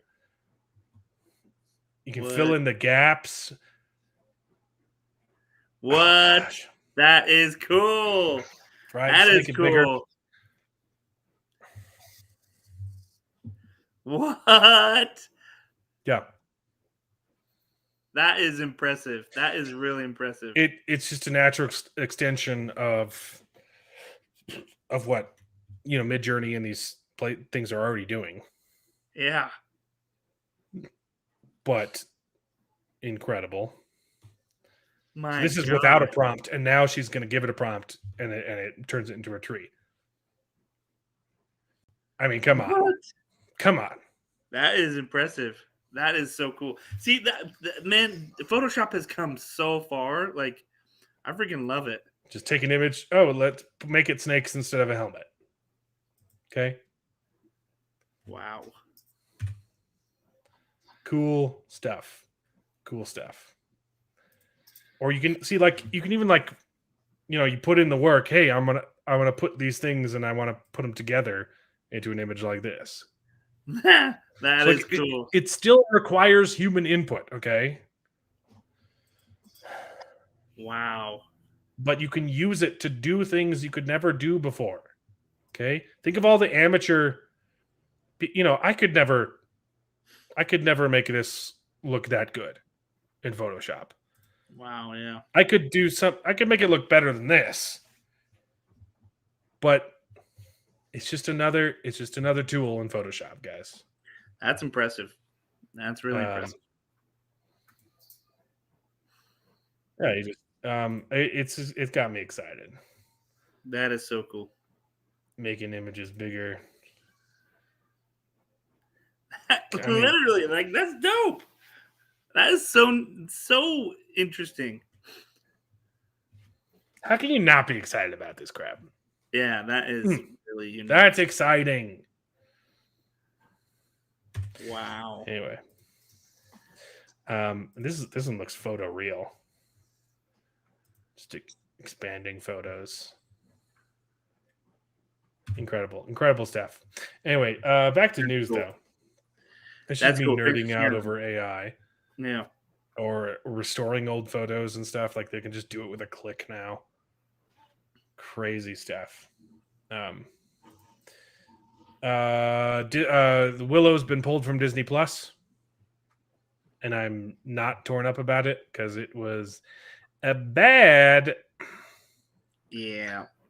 So goodbye. Was that a picture of them being excited about Willow being taken?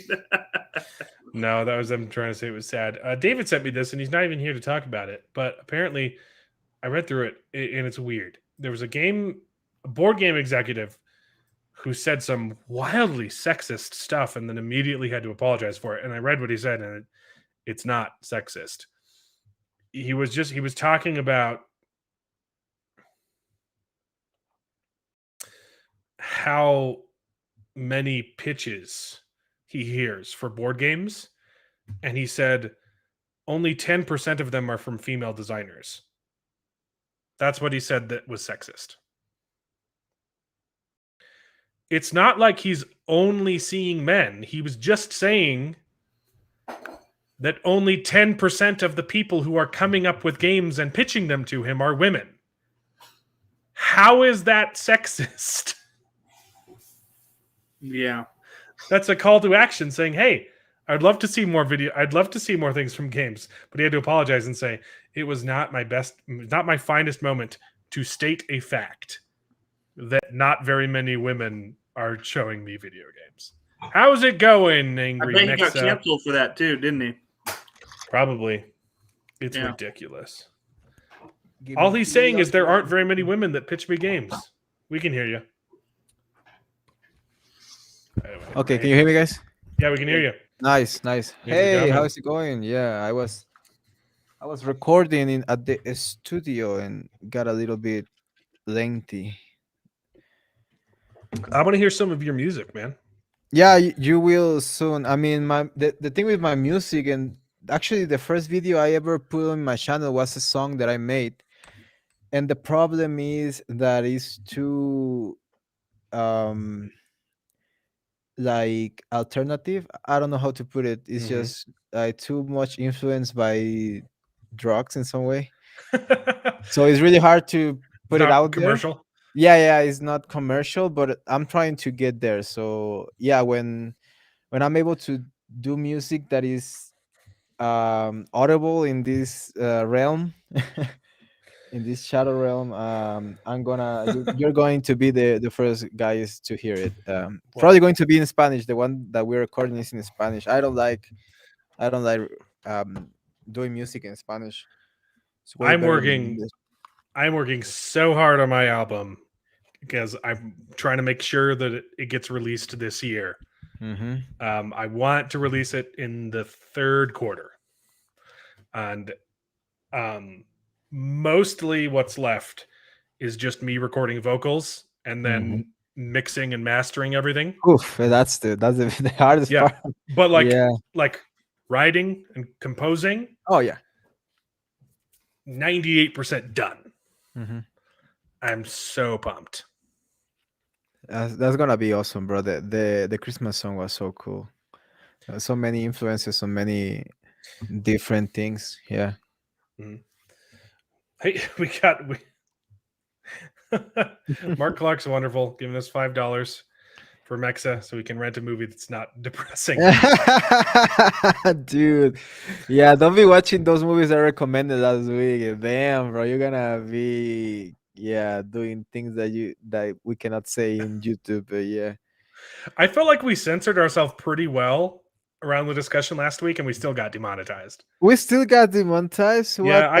The... I requested a review, so we'll see how that goes. But it hasn't no word yet. Jesus, that's just racist, right? That's straight up racist. Oh no. Yeah. But did you watch the new La Absolutely not. Sirenita? La No, Sirenita? no. I watched 4 clips. No, 3 clips and 1 audio clip, and I have no desire. The remember the swan? Do you remember the swan? Remember the time in the swamp? Christ the Lord. Bah, What is chicken, that? wah, chicken, wah. Like, Yeah. I don't like screamers in metal, but at least screamers in metal sound like actual human beings. Yeah. Mhm. That was rough. I the only reason why I want to see it and the only reason why I wanted to watch it this weekend is because I wanted to make a video out of it. And then I watched the first one, the original one, and I freaking cried, man. That movie is It's good. beautiful. It's so good. Jesus Little Christ. Mermaid's No, great. but like holy, I haven't seen that like in 20 years, something like that. Like, in a long time. And then rewatching it, and I'm like, that was art. Disney was making art for like 60 years or 70 years. Oh yeah. And then they just say F it, F it. Jesus Christ. Lord. I almost I was about to watch it on opening night on Tuesday, Thursday, and literally I saw the first one because I wanted to be reminded of the story, and then I was like, no, I'm not going to watch the new one. I don't want to ruin this for me. I have no desire to see it. It's the most racist movie that Disney's ever made. So Probably, yeah, probably.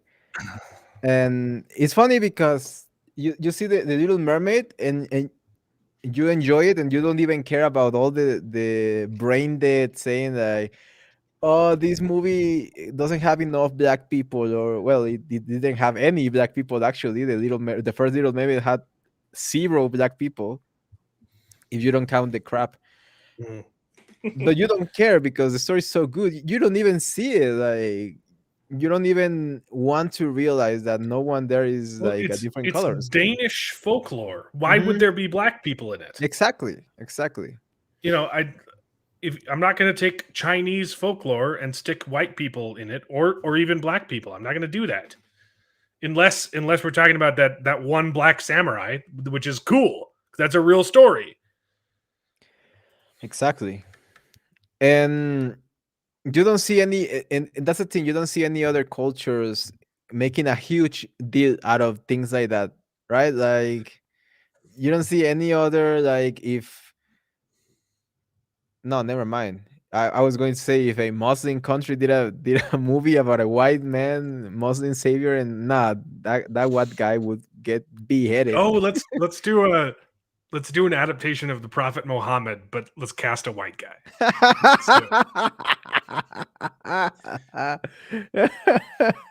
Yeah, we would not be alive. Jesus. We would not be alive if Mhm. we did that. No. And yeah, oh yeah, I almost got into trouble talking about Islam in my stream yesterday, talking about Dune. It was wonderful. Dune's so good. I read the first two books. I'm starting number 3 soon. Good book. Good book. Oh, and I was done talking about Little Mermaid until you showed back up, but I forgot to mention that the leak that the master of the TDS provided, which was the official storybook, it's correct. The Little Mermaid steers the boat into Ursula at the end of the movie because she can't be saved by a man. Ah, you gotta be. You Yeah, gotta be. it was a effing legitimate mad. leak. Yeah. So That was that. That was the only reason why Eric was a cool character in the first movie. I mean, in I the first know. movie, I mean, Eric was. It's kind of the only thing he does in the That's movie. the only thing he does, other than being this super handsome young man. I mean, he's a gentleman. You know, get me wrong. You know, he's a gentleman, but he doesn't do anything else other He than always being asks a for pussy consent and don't. before kissing people who can't Yeah, talk. which that song was like, okay, if I was a teenager and needed someone to tell me, just go and kiss her, you know, don't be a puss. Yeah, yeah, just do it. Like, but nah, Just do it. Oh, I watched the Air. I watched the Nike oh, movie. for you? Oh, Yeah. how was it? I loved it. It Oh, was for real? fantastic. Yeah, it it's gave- on Prime. I just It haven't gave watched me real Ford versus Ferrari vibes, which was another movie I did not think I was going to enjoy and ended up absolutely loving. So Kind of weird because there was that movie, the movie Rush. Did you like that movie? I have not seen it. That's Um, the Formula One movie, yeah, yeah. right? The funny part about that movie is that half of the movie is great and half of the movie is just awful. But the half that is great is just so good, like it's so freaking good. The acting on that guy, the German guy, Jesus Christ the Lord, he acts like he's acting his heart out. And Chris Hemsworth, to be honest, that's probably the worst part of the movie. Chris Hemsworth. But he basically does nothing. Like, he's acting as himself. Like, how would you act if you were a blonde guy, a handsome blonde guy in the 70s with a lot of money? And that's how he acts. You know, nothing new. But the other guy acts. Oof. Daniel Bruhl. Yeah, the Yeah, German I guy. didn't even heard of him. He's the same guy that does. Yeah. He's the guy. He's the guy in. Okay. Civil War. No, Civil War. He's Yeah, in Civil War. He's in Inglorious Bastards. He's in Mhm. All Quiet on the Western Front. He's I've seen him in things. He's the guy. He's the guy from Civil War. Yeah, he's Civil Zemo. War. He's Exactly. Zemo. Okay, Exactly. you're right. hmm Yeah, that guy acts like Jesus. The only German movie I've seen is a movie from him, and he's Jesus, so goddamn good.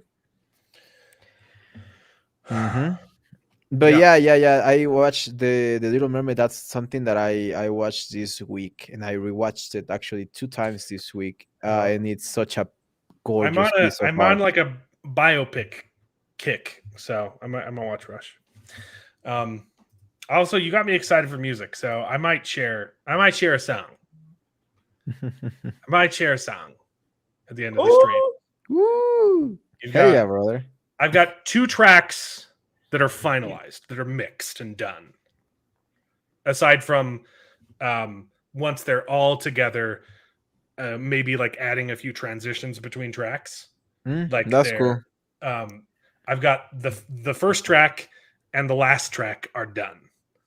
So if you want to hear the intro to the album, which is a concept album, or if you want to hear the outro, let me know which one, and I'll share one of those songs tonight.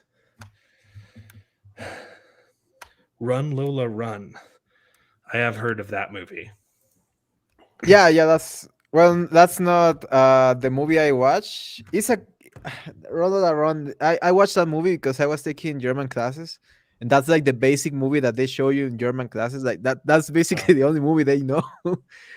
um, and it's a good movie because of the way the script is done, because it's like time travel, like a topic of time Mhm. travel, or more like a loop, like time loops.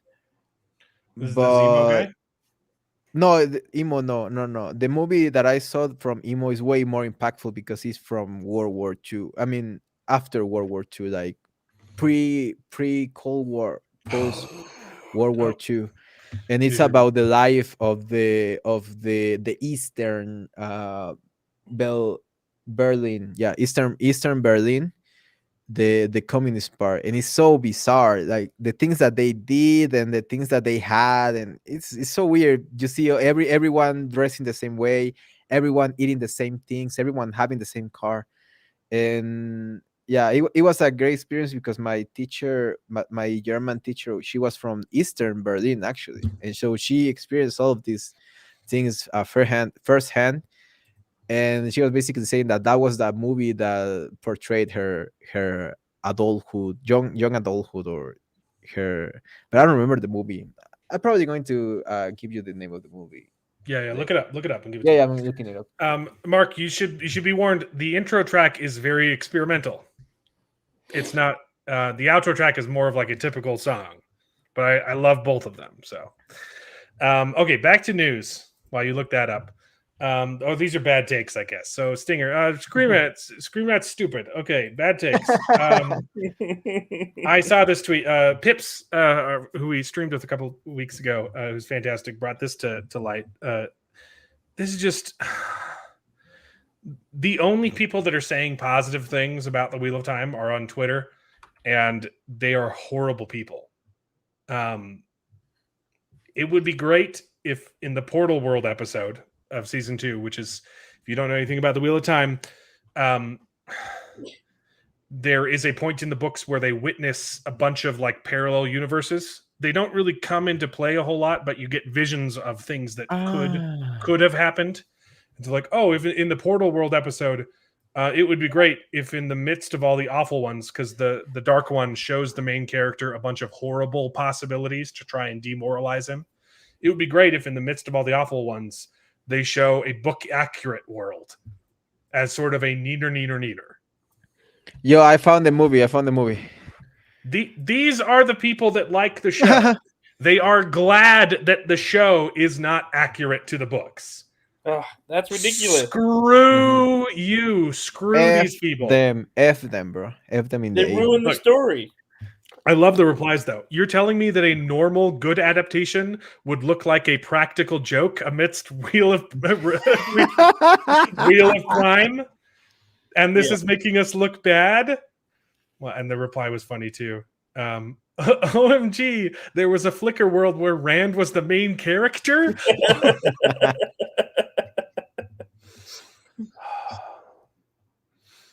I hate these people.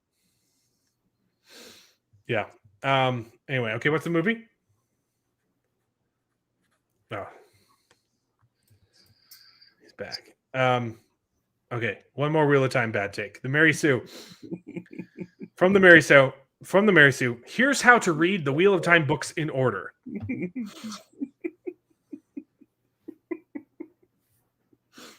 First off, what the hell is this? How to read the books in order? Well, you see, they're numbered. They do have numbers on them, Jared. Now, okay, I'm going to give her the benefit of the doubt because there are technically two orders. There's chronological order and release date order. And the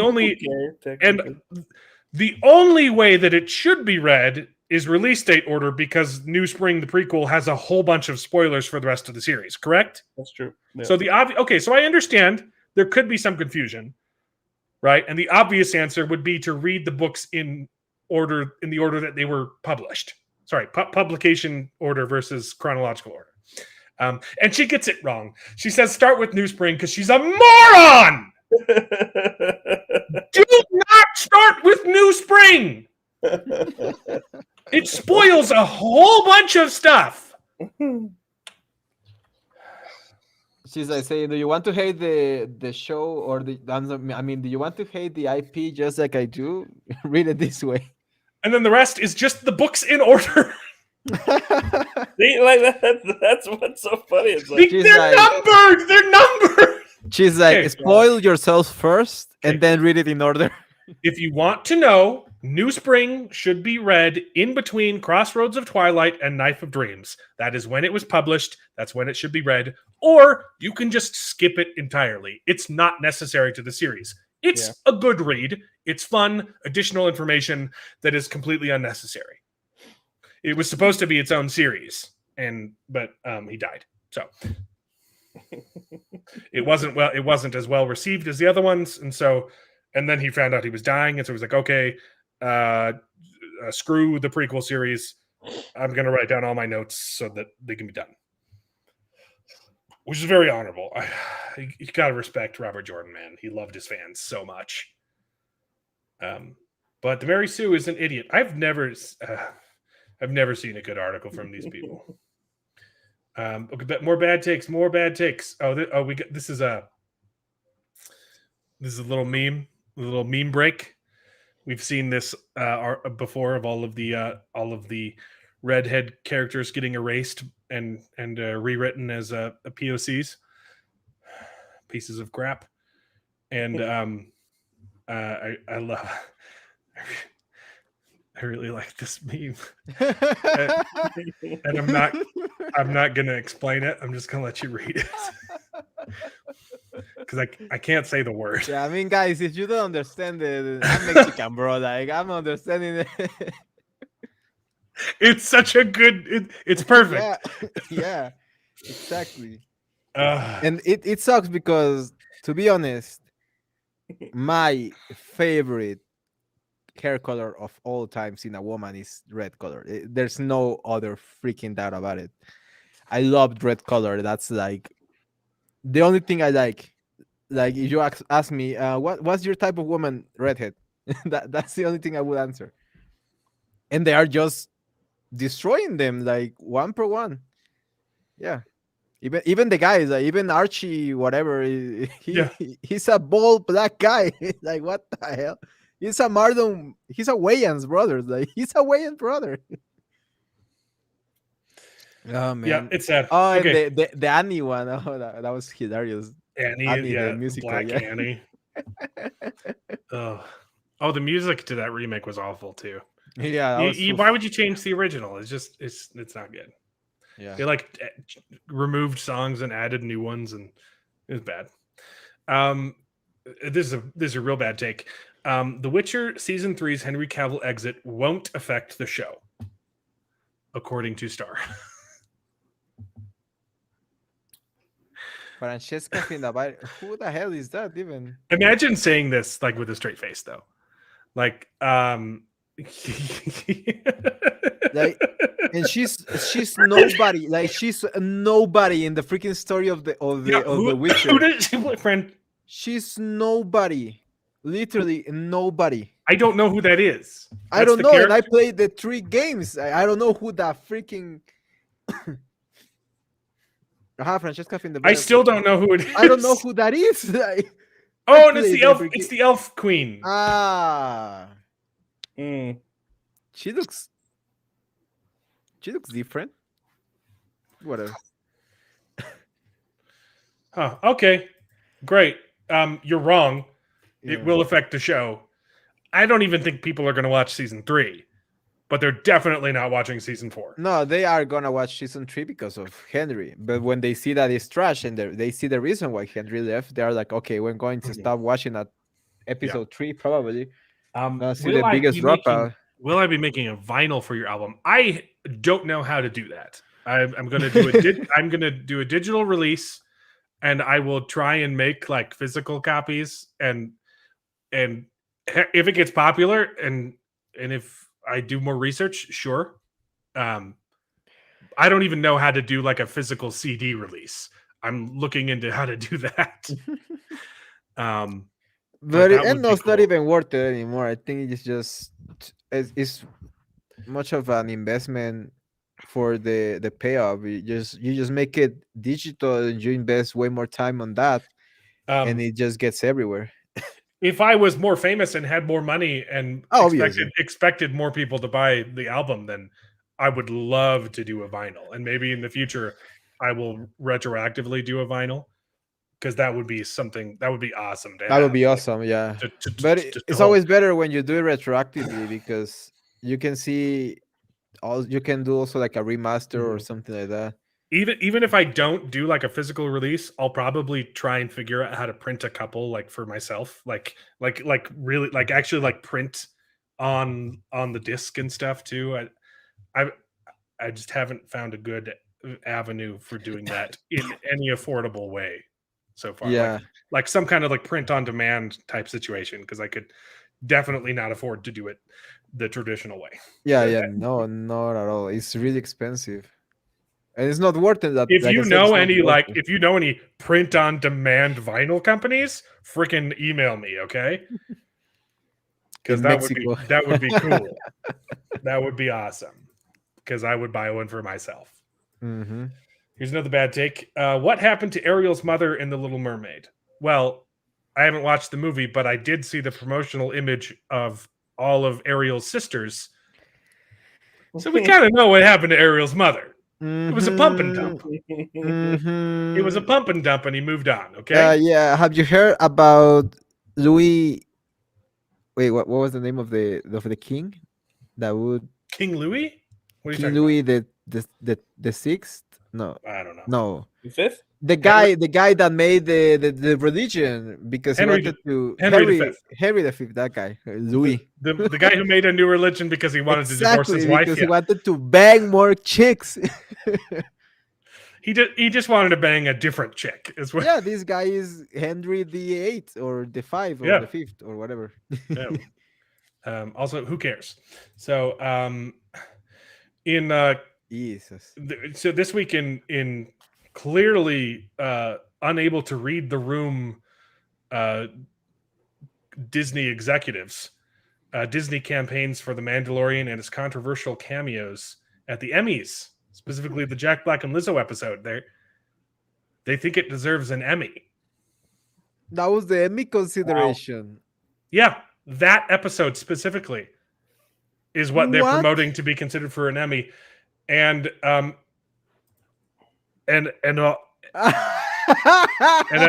also She Hulk. Bro, did you see the video they put out?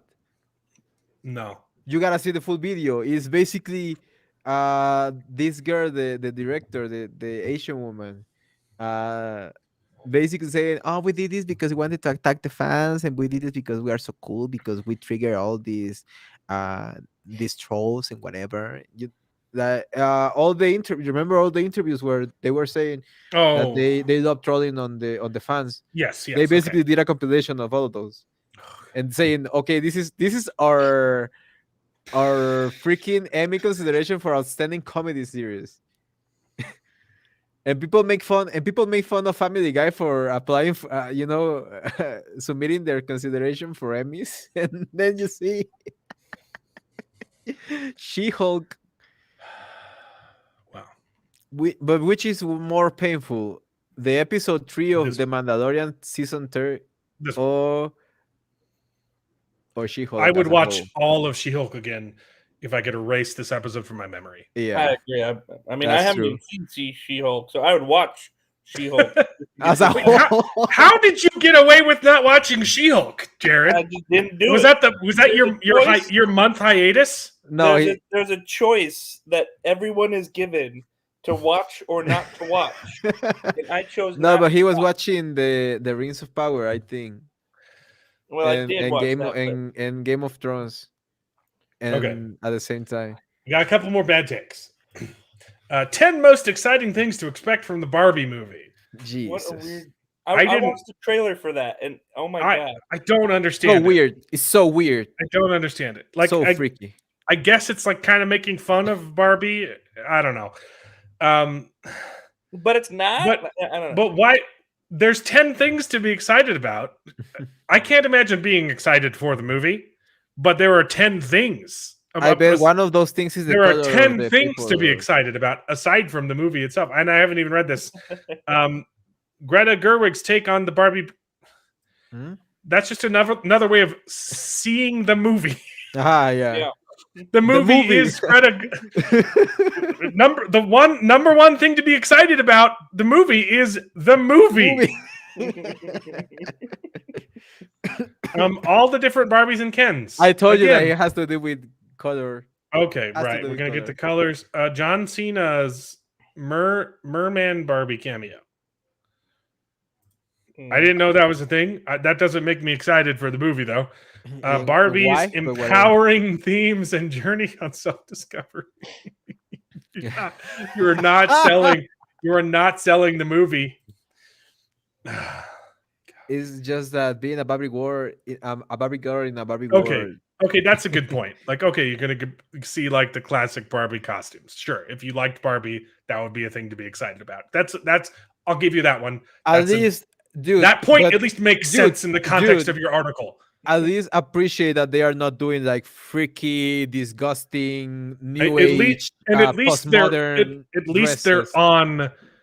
At least they're on Margot Robbie and not Halle Bailey.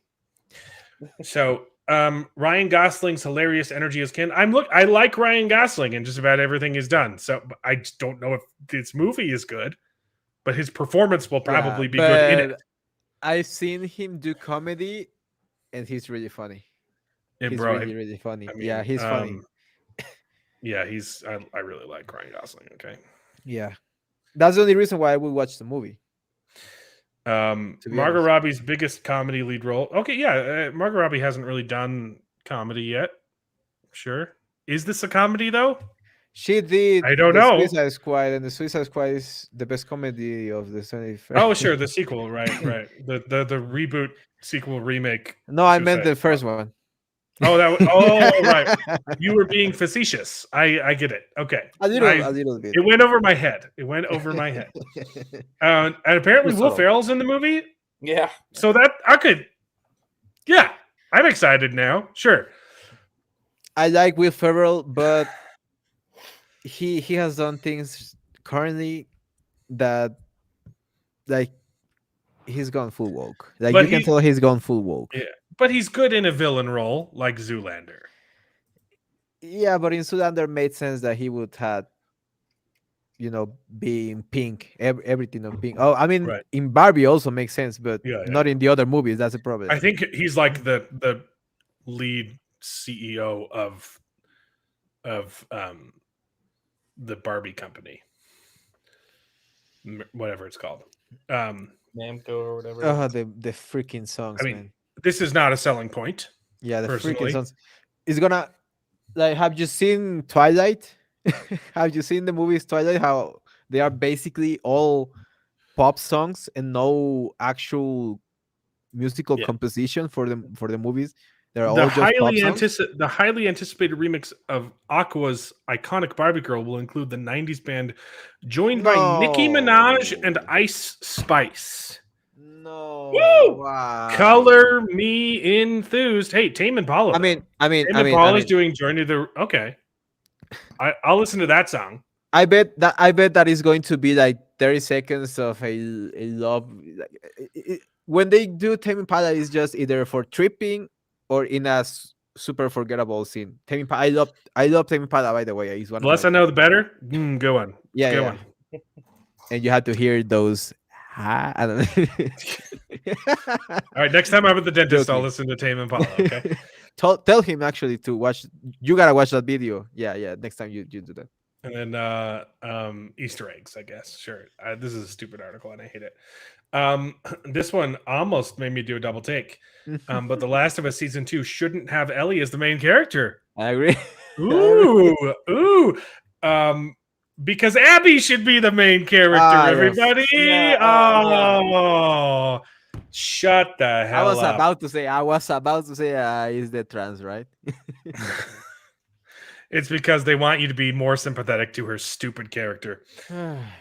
Doesn't she get a R word in I don't that care. freaking video game? I don't freaking care. I Yeah. don't give a crap.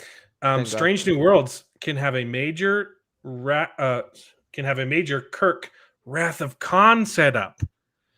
Guys, they could do Wrath of Khan a third time. Wait, no. No,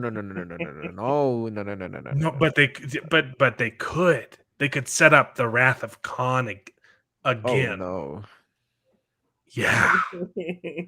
Oh, That's- no. Everybody loves the Wrath of Khan. This is something we should be But encouraging. didn't Spock already died in the Yeah, but this is a prequel. bad reboot? Yeah, but this is a prequel. This is not connect. This is not part of that same. This is Strange New World. This is they could do Wrath of Khan again. Can they all just stop? Can they stop? Please? No, they can't. They don't know how. Imagine Your this, mothers imagine never this. told them no. I would have loved this. Just make the freaking remake of the Mermaid. Just make like a new like remaster of the animation. Like literally have 1,000 sweatshop Chinese men painting They just those repaint it. 3,000 bubbles again. Change it to like 60 3,000 frames a million, second. yeah. You know Exactly, make it 60 frames a that second. sounds like a Ultra HD. nightmare. Yeah, sounds like a freaking nightmare. Even with Hey, but computers. AI, you could Even with AI, AI, you like, could even with extrapolate AI. between frames with some AI. No, even with Give AI, me a 4K remaster of The Little Mermaid, baby. Yep. My God, I don't even want to watch it. I'm gonna watch it tomorrow. Are you ready for a good take though? Yeah. Which is crazy because it's from CNN. I was reading CNN and now. It's about the Little Mermaid. Okay. CNN opinion. I hated The Little Mermaid. That's so. I'm almost about to renew my subscription to CNN just for the opinion part, just for the reviews, because they also did a good review. I mean, a decent review of. It's so funny. She has to apologize constantly. It feels lousy to say that I didn't enjoy it because I really, really wanted to like this racist movie because of the racism in it. But I just couldn't bring my. See, I really wanted to like this black actor. See, she didn't want to like the movie because it was a movie. She wanted to like the movie because there was a black actress in it. These people are so racist. Yep. This ginger backwards.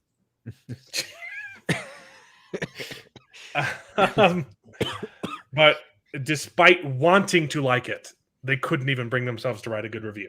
Oh my God! So CNN, once again, oh Jesus! CNN's no longer fake news, everybody. It's real news. Real news again. And even then, they have to like apologize every 2 sentences. This one got me freaking excited. Eowyn Star hasn't watched Rings of Power despite returning to the Lord of the Rings universe. She did some voice acting for a character in the Warner Brothers anime, and Oh. it said in an interview she hasn't even bothered watching Rings of Power, which makes her even hotter. Hmm. Um, If Eowyn was the best character and the actress that played Eowyn was one of the best actresses, if not the second best actress Don't in the you whole movie. don't you love how Screen Rant like chose like the worst still for her though? Yeah, she's so The beautiful most unflattering. in They chose the most every unflattering picture of her, and they've managed to find the one frame where Galadriel doesn't look like horrible. trash. Yeah, I mean, she still looks sick. Like she still looks like has anemia or something. Yeah. They're trying to frame this as a bad take. Hmm. If you actually read it, they're trying to shame her. She couldn't even bring herself to watch Rings of Power. Thank Love God. her. Love her. I love her. Yeah. But in actual shocking news, an actual good take from Screen Rant, Doctor Who: The Timeless Child retcon erases the Doctor's legend. Someone actually told the truth, and they just go through and explain how Oh no. pointless this whole story arc was, how it retcons all of Doctor Who lore, and then at the end, and it doesn't even make sense that they went through all this trouble doing this Thomas Bacon. because they're immediately trying to ignore it because it was so badly received.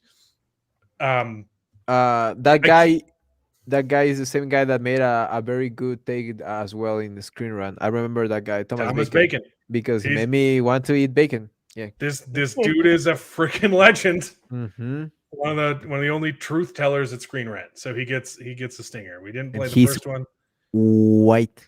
but we will play this one just for Screen Rants. Good takes?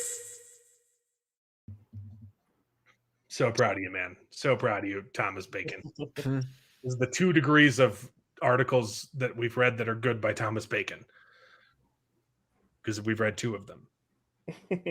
Exactly. And we got a meme. Wife calls off Target boycott 5 seconds after walking into Walmart. So there we go. I haven't told my wife that we can't go to Target anymore. She's not going to be happy.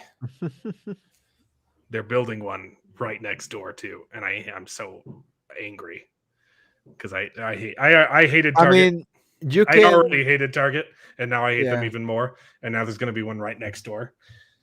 The only thing where I know Tiger from is all those Karen videos. They always were in Target for some reason. With the fat Karens. Yeah, I don't know why. Probably white trash. But you can still. I mean, they can come back. Yeah, I won't go there for at least a year. I'm sorry, but selling tuck-friendly swimwear to children Yeah. is not okay. Yeah. Never mind. I thought. I mean, Unless which was more unless they backpedal real hard, I will never go there again. Yeah, unless they really apologize, like say, okay, we messed up. We were just like hire a new HR guy and he had blue hair or something, or she had blue hair. But yeah, was it more heinous? That's the word, heinous. It's a good word. I would say nefarious, but Nefarious. Is it more nefarious than the Bud Light one? No, I think heinous was. This is way worse. That's They're way they're worse. actively Yeah, trying to right. push- Because they're the trying Bud to Light, push it onto kids. Yeah. yeah, because I saw the Alex Stein video when he went to Target, tucked in. Oh, that man is funny. Okay. Oh, that guy is so hilarious, man. Oh no! And I was saying, imagine if kids were there, and that's the great point he's trying to make. Like he's exposing himself in front of people, but Big now point. that's encouraged by the company. When he goes and melts down at city hall meetings, it's so great. Oh, Jacob. Hey Jacob, good to see you, man. That's so Talked to you hilarious. yesterday on the Doom stream. Dune. I said Doom. These teeth, man. They're so big. Doom. You see my new teeth? Mm-hmm. They look cool. Yeah, I'm still getting used to talking with them because they are big. Yeah, I Dang wanted to it. catch that Dune stream, but I don't know a damn about Dune. All I know about Dune is that the first movie was It was pretty spoilery. awesome. It was pretty spoilery. Oh, thank God I didn't. I wouldn't Yeah, watch it if you haven't read the books. I yeah, read thank the God I books. didn't. I want to first watch the show, the The mo- 60s. The it's a movie, right? I don't. yeah. What? Yeah. The David Lynch. The Um, Lynch, yeah, Lynch one. it's horrible, but I love it. It's just Yeah, campy. but they say that it's like way more loyal to the source material. It is until the, there's It pretty gets much to just Lynch one and change. There's a really weird change. It's not a change. It's like an addition, and it's so dumb. And you're like, why on why? earth would you put this in there? Because But he's Lynch. it's very silly. Is Lynch like So if the you know Lynchy, about the voice, like the Bene Gesserit can control people with they can the boys? they Yeah. can do like the Jedi mind tricks, right? Mhm. And But it's there's a way line. cooler. There's a line at the end of the book where Paul Atreides says to a bad guy who's trying to talk smack. He shuts him up. He says, "I could kill you with a word," and it shuts him up. And Oh, that's the one. That's the one, instead Mark. of taking that line metaphorically, like it's supposed to be taken, the David Lynch film creates like world building around it and gives the Fremen magic word guns that use words as bullets. So it's like an extension of the Bene Gesserit power that he teaches to all of the Fremen. They hold these guns and they go, cha, cha, and it shoots. It shoots like an energy blast, and it makes no sense. It, why would you Pew why pew would you come up with that idea? It's not in the books. pew pew pew pew. You say pew pew pew pew. It's so bad. And then But your aside your from gun that, becomes like it's Wow. yeah. it's a pretty faithful adaptation of the books. It's a bad movie though because rather than making adaptation changes to make a good film, 80% of the dialogue is internal monologues. So you'll have the characters just pause on screen and start looking around, and you hear their thoughts, which is you can't do that in movies. It doesn't work.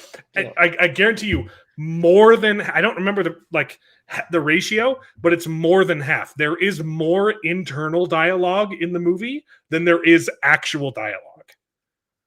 I'm still going to enjoy it because I've seen It's a good Twilight. watch. Yeah, I've seen Twilight too many times, so I'm used to hearing more freaking internal Yeah. than actual dialogue. Yeah. Oh, such a great bad. Yeah, I actually something I want to do, and the only thing I can think about is I want to do some videos about the Twilight movies because I've been watching them nonstop for some reason. And I just keep Okay. having a laugh about them. Yeah. Well, now it's finally time for me to release my list of fun movies. Okay. Now I already released like my top 5, but these are kind of similar to Jared's list in that these are just ones I really like. They're not perfect. Let's go off of the sci-fi list because he mentioned Paycheck. I have a couple movies in that same vein that are super fun. The Sixth Day with Arnold Schwarzenegger. Oh, that's good. That's good. The Sixth Day. It's a movie about cloning, and it's fun. It's a fun movie. Yeah. Like Last Action Hero is another good one. We mentioned that earlier. The Island is Michael Bay's best movie. And By far. It's a good sci-fi. And I won't tell you what it's about because it's a twist. And you get a big twist in the first third of the movie, and it's fantastic. But it's basically like the star of the movie is basically children of Brazil or a brand new world. But yeah, Basically. it's similar to Brave New World. Brave New World, yeah. It's Scarlett Johansson and Ewan Ewan McGregor. McGregor. Ewan McGregor. It's just a fun movie. Yeah, that one is good. And then getting into the more serious, like these are actually like good films, not just good watches. Moon. I love Moon. Moon. It is, yeah, Moon. It's kind of like an indie sci-fi. I forget who directed it. Let me just pause real quick. First off, it's like my favorite actor of all time, Sam Rockwell. I will watch anything that man is in. Oh yeah, he's good. He's good. It's a Duncan Jones. Duncan Jones is the director, so he made like Source Code and Warcraft, which a lot of people didn't like. And he did that Mute movie, but Moon is his magnum. It's his magnum opus. It's like it's one of those isolation films where it's just Sam Rockwell by himself in space. Super good. Is it better than the Martian? Because I don't want to watch The Martian. It's different. It's different. Martian is like a popcorn movie. Moon is a sci-fi movie. Okay. It's just that I don't want to watch Matt Damon. I don't know why I had something against Matt Damon, but I don't. I like The Martian. The Martian was good.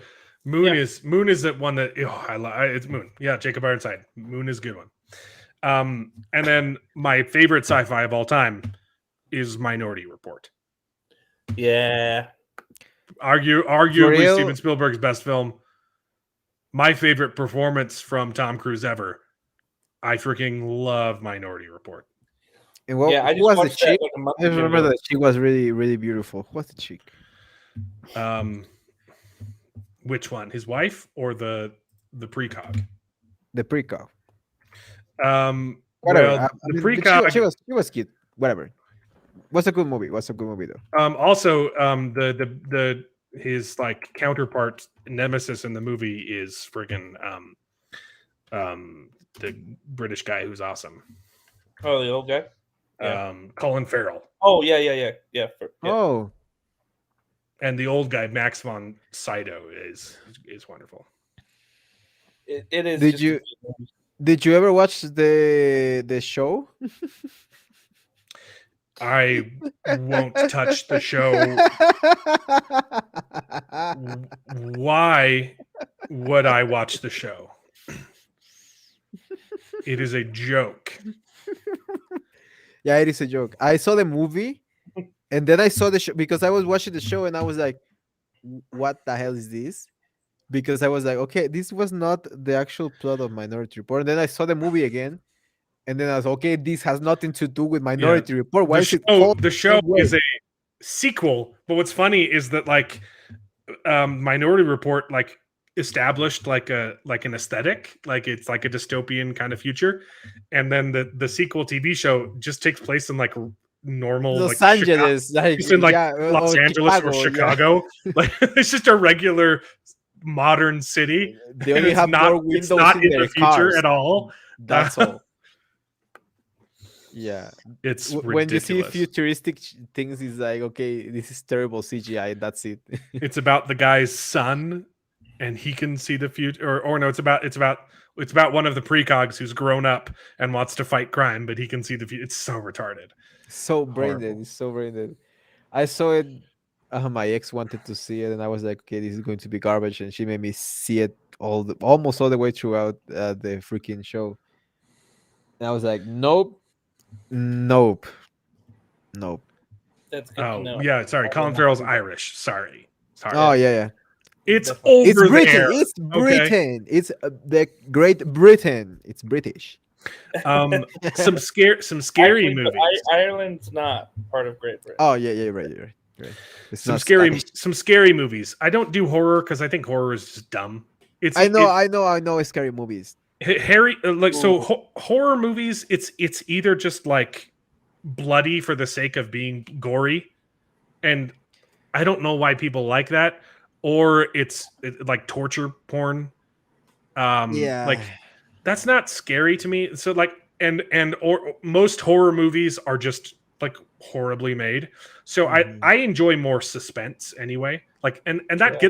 that gets my heart racing more. Like if I'm stressed out and I don't like I don't get scared by movies. I'm not a child. Okay. So I don't love the horror genre. So I prefer more suspenseful, scary movies. Yeah. But Darkness Falls is like my it's a bad movie, but I love it. It's like that's my favorite horror movie. But more suspenseful, I love The Skeleton Key. We've heard about that. I haven't actually seen that one though. Yeah, it's uh shoot, what's her name? The Exorcist. Let me tell you something I about I The haven't watched The Exorcist. Exorcist yet. You It's haven't? Kate. No, Great, um, great I it's on my cinematography, list. It's on my list. great script, great direction. The problem with that movie is the editing, in my opinion. But watch the unextended or the director's version, like the uncensored one, like the big one. That version changes the whole freaking movie. Okay, Like I saw the regular version, I was like, why do people think this is scary? And then I saw the other person. Oh, okay, okay, yeah, it's a little bit more scary. okay. Oh, the thing. Yeah, Scarier. that's like a sci-fi though. For in like it's a horror sci-fi. Yeah, I don't view that as a horror movie. That's just a fun movie. Okay. Yeah. Okay. The Skeleton Key is Kate Hudson as the main character. Back Mm. when she was good and good looking.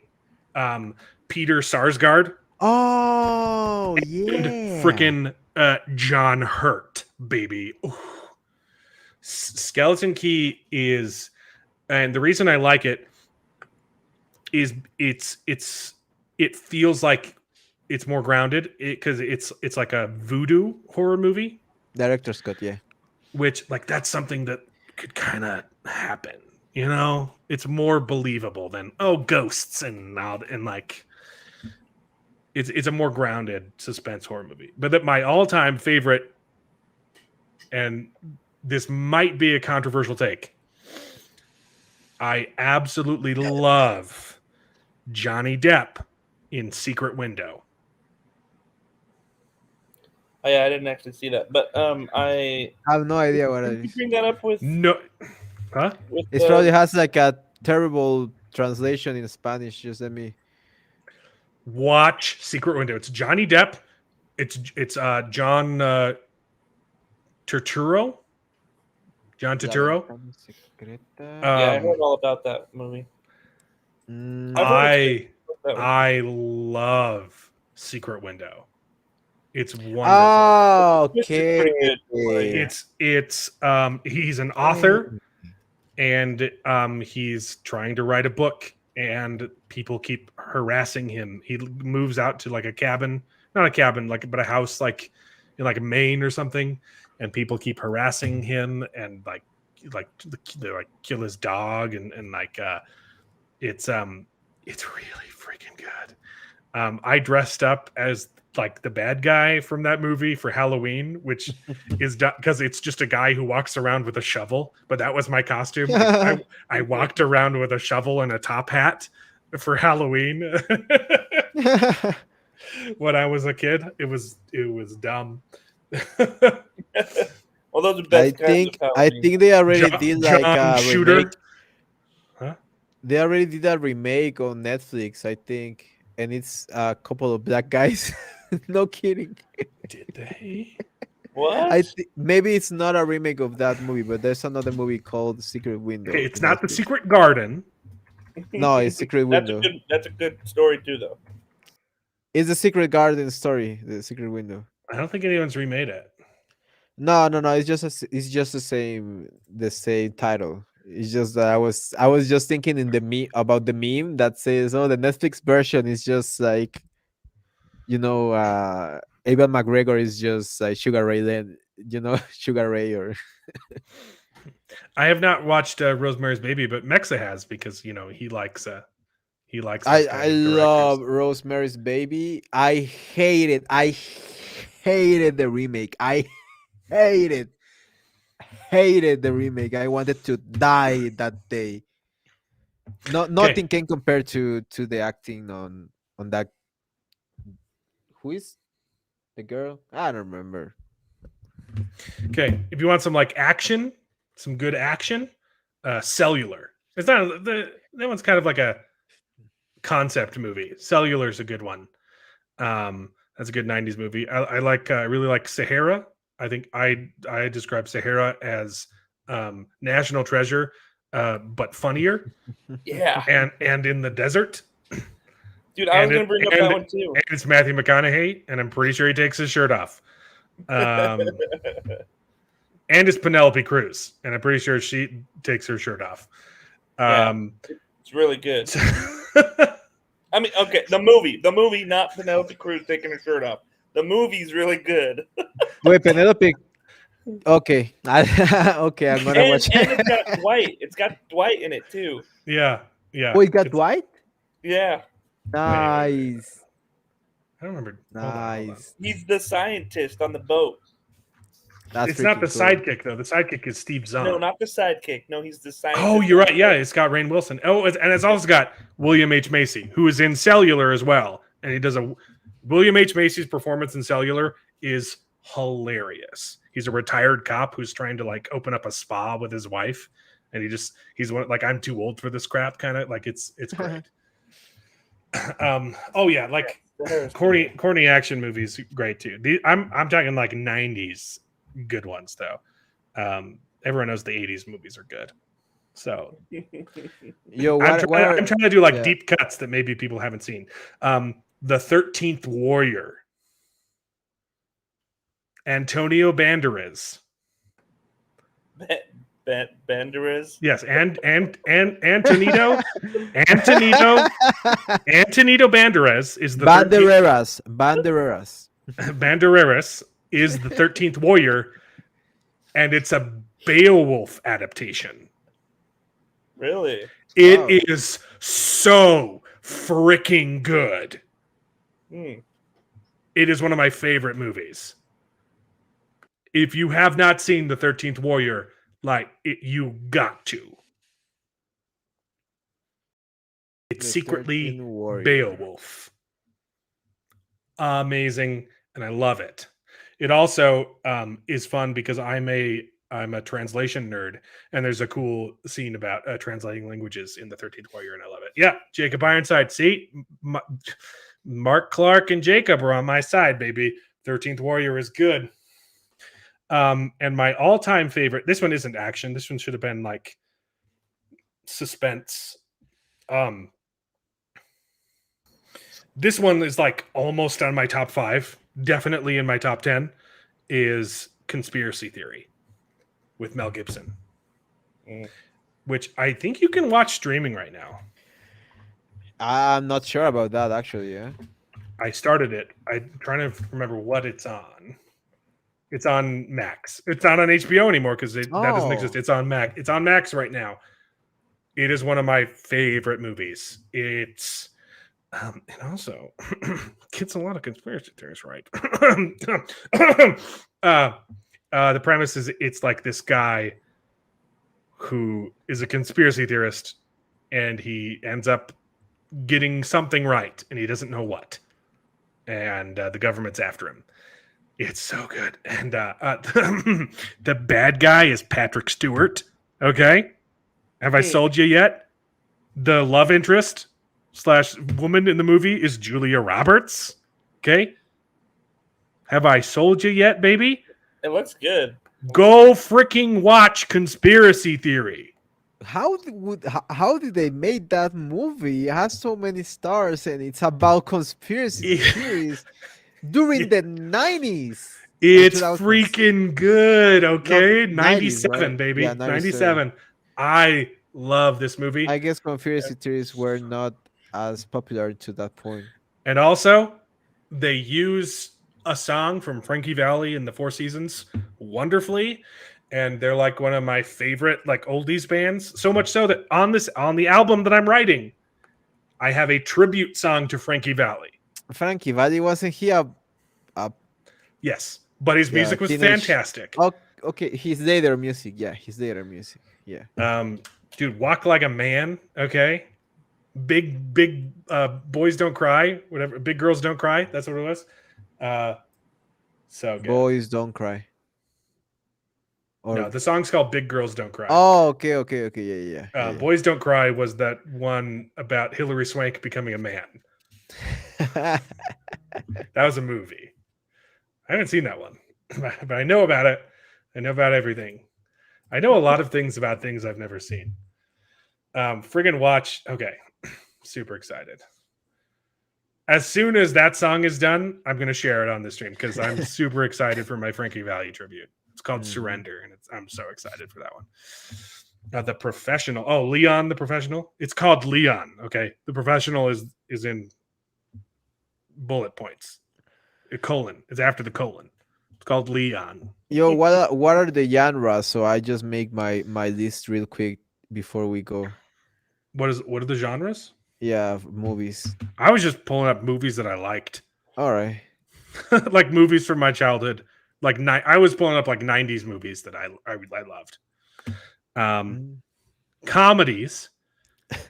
These are like my guilty pleasure 90s comedies. Aside from A Town Called Panic, which everyone should watch. Blue Streak. Oh yeah. Freaking amazing comedy. Yeah. So good. Okay. Yeah. Showtime. I haven't heard that one. Showtime is a buddy cop movie about a TV cop getting partnered with a real cop so he can research his role. Mhm. Super funny. It's let's see. What was it's Robert De Niro. hold on, Yeah. hold on. They are both in Netflix. Actually, I was about to watch them both because I was Super good. Blue Streak is better. Yeah, Showtime both is Blue pretty Streak. good though. And when you search for Blue Strike or whatever, the other movie that comes out like watch movies like this is Showtime. So I was about to watch both, but Yeah, probably Blue gonna Streak watch is both. Martin Lawrence is really good. Showtime is Robert De Niro plays the real cop. Eddie Murphy plays the fake cop. And Yeah, With an Eddie they Murphy are their accurate. chemistry is so good. It is hilarious. Okay, if you want a good buddy cop movie,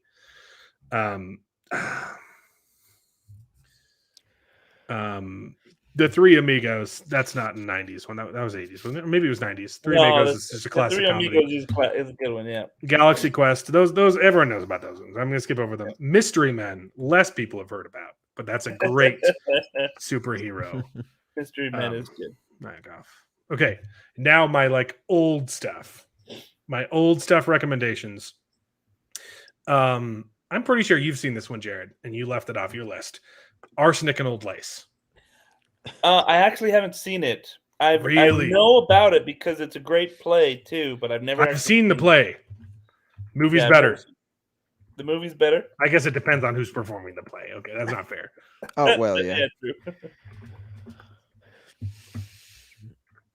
It is a wonderful film with Cary Grant. I believe. Yeah, Cary Grant. I just looked. Okay, yeah, I'll have to watch that one. Super funny. It's in black and white. I'm pretty sure. And Frank it is and Cary Grant. just absolutely laugh out loud hilarious. It's one of those like boxed in comedies, like the whole movie takes place inside the same room.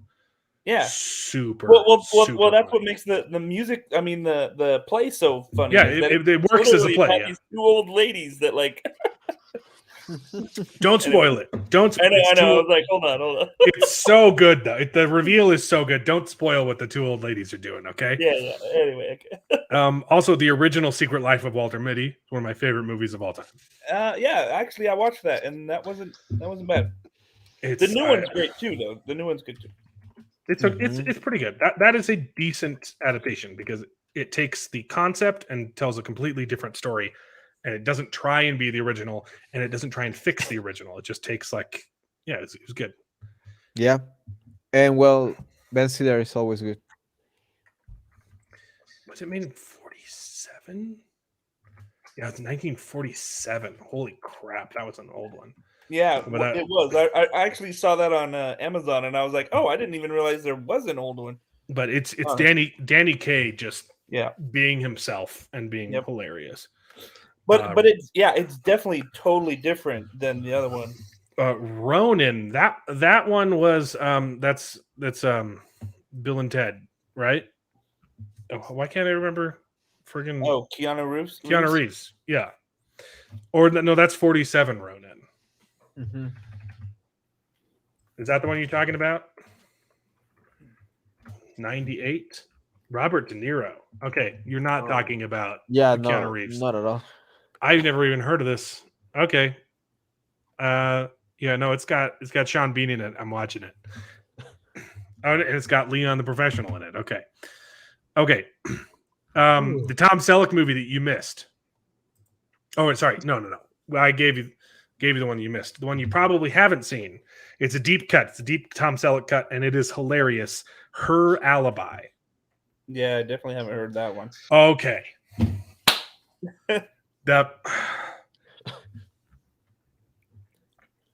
It's good. Okay. Tom Selleck is a writer. He writes murder mysteries, and he's currently experiencing writer's block. Okay. He runs into this.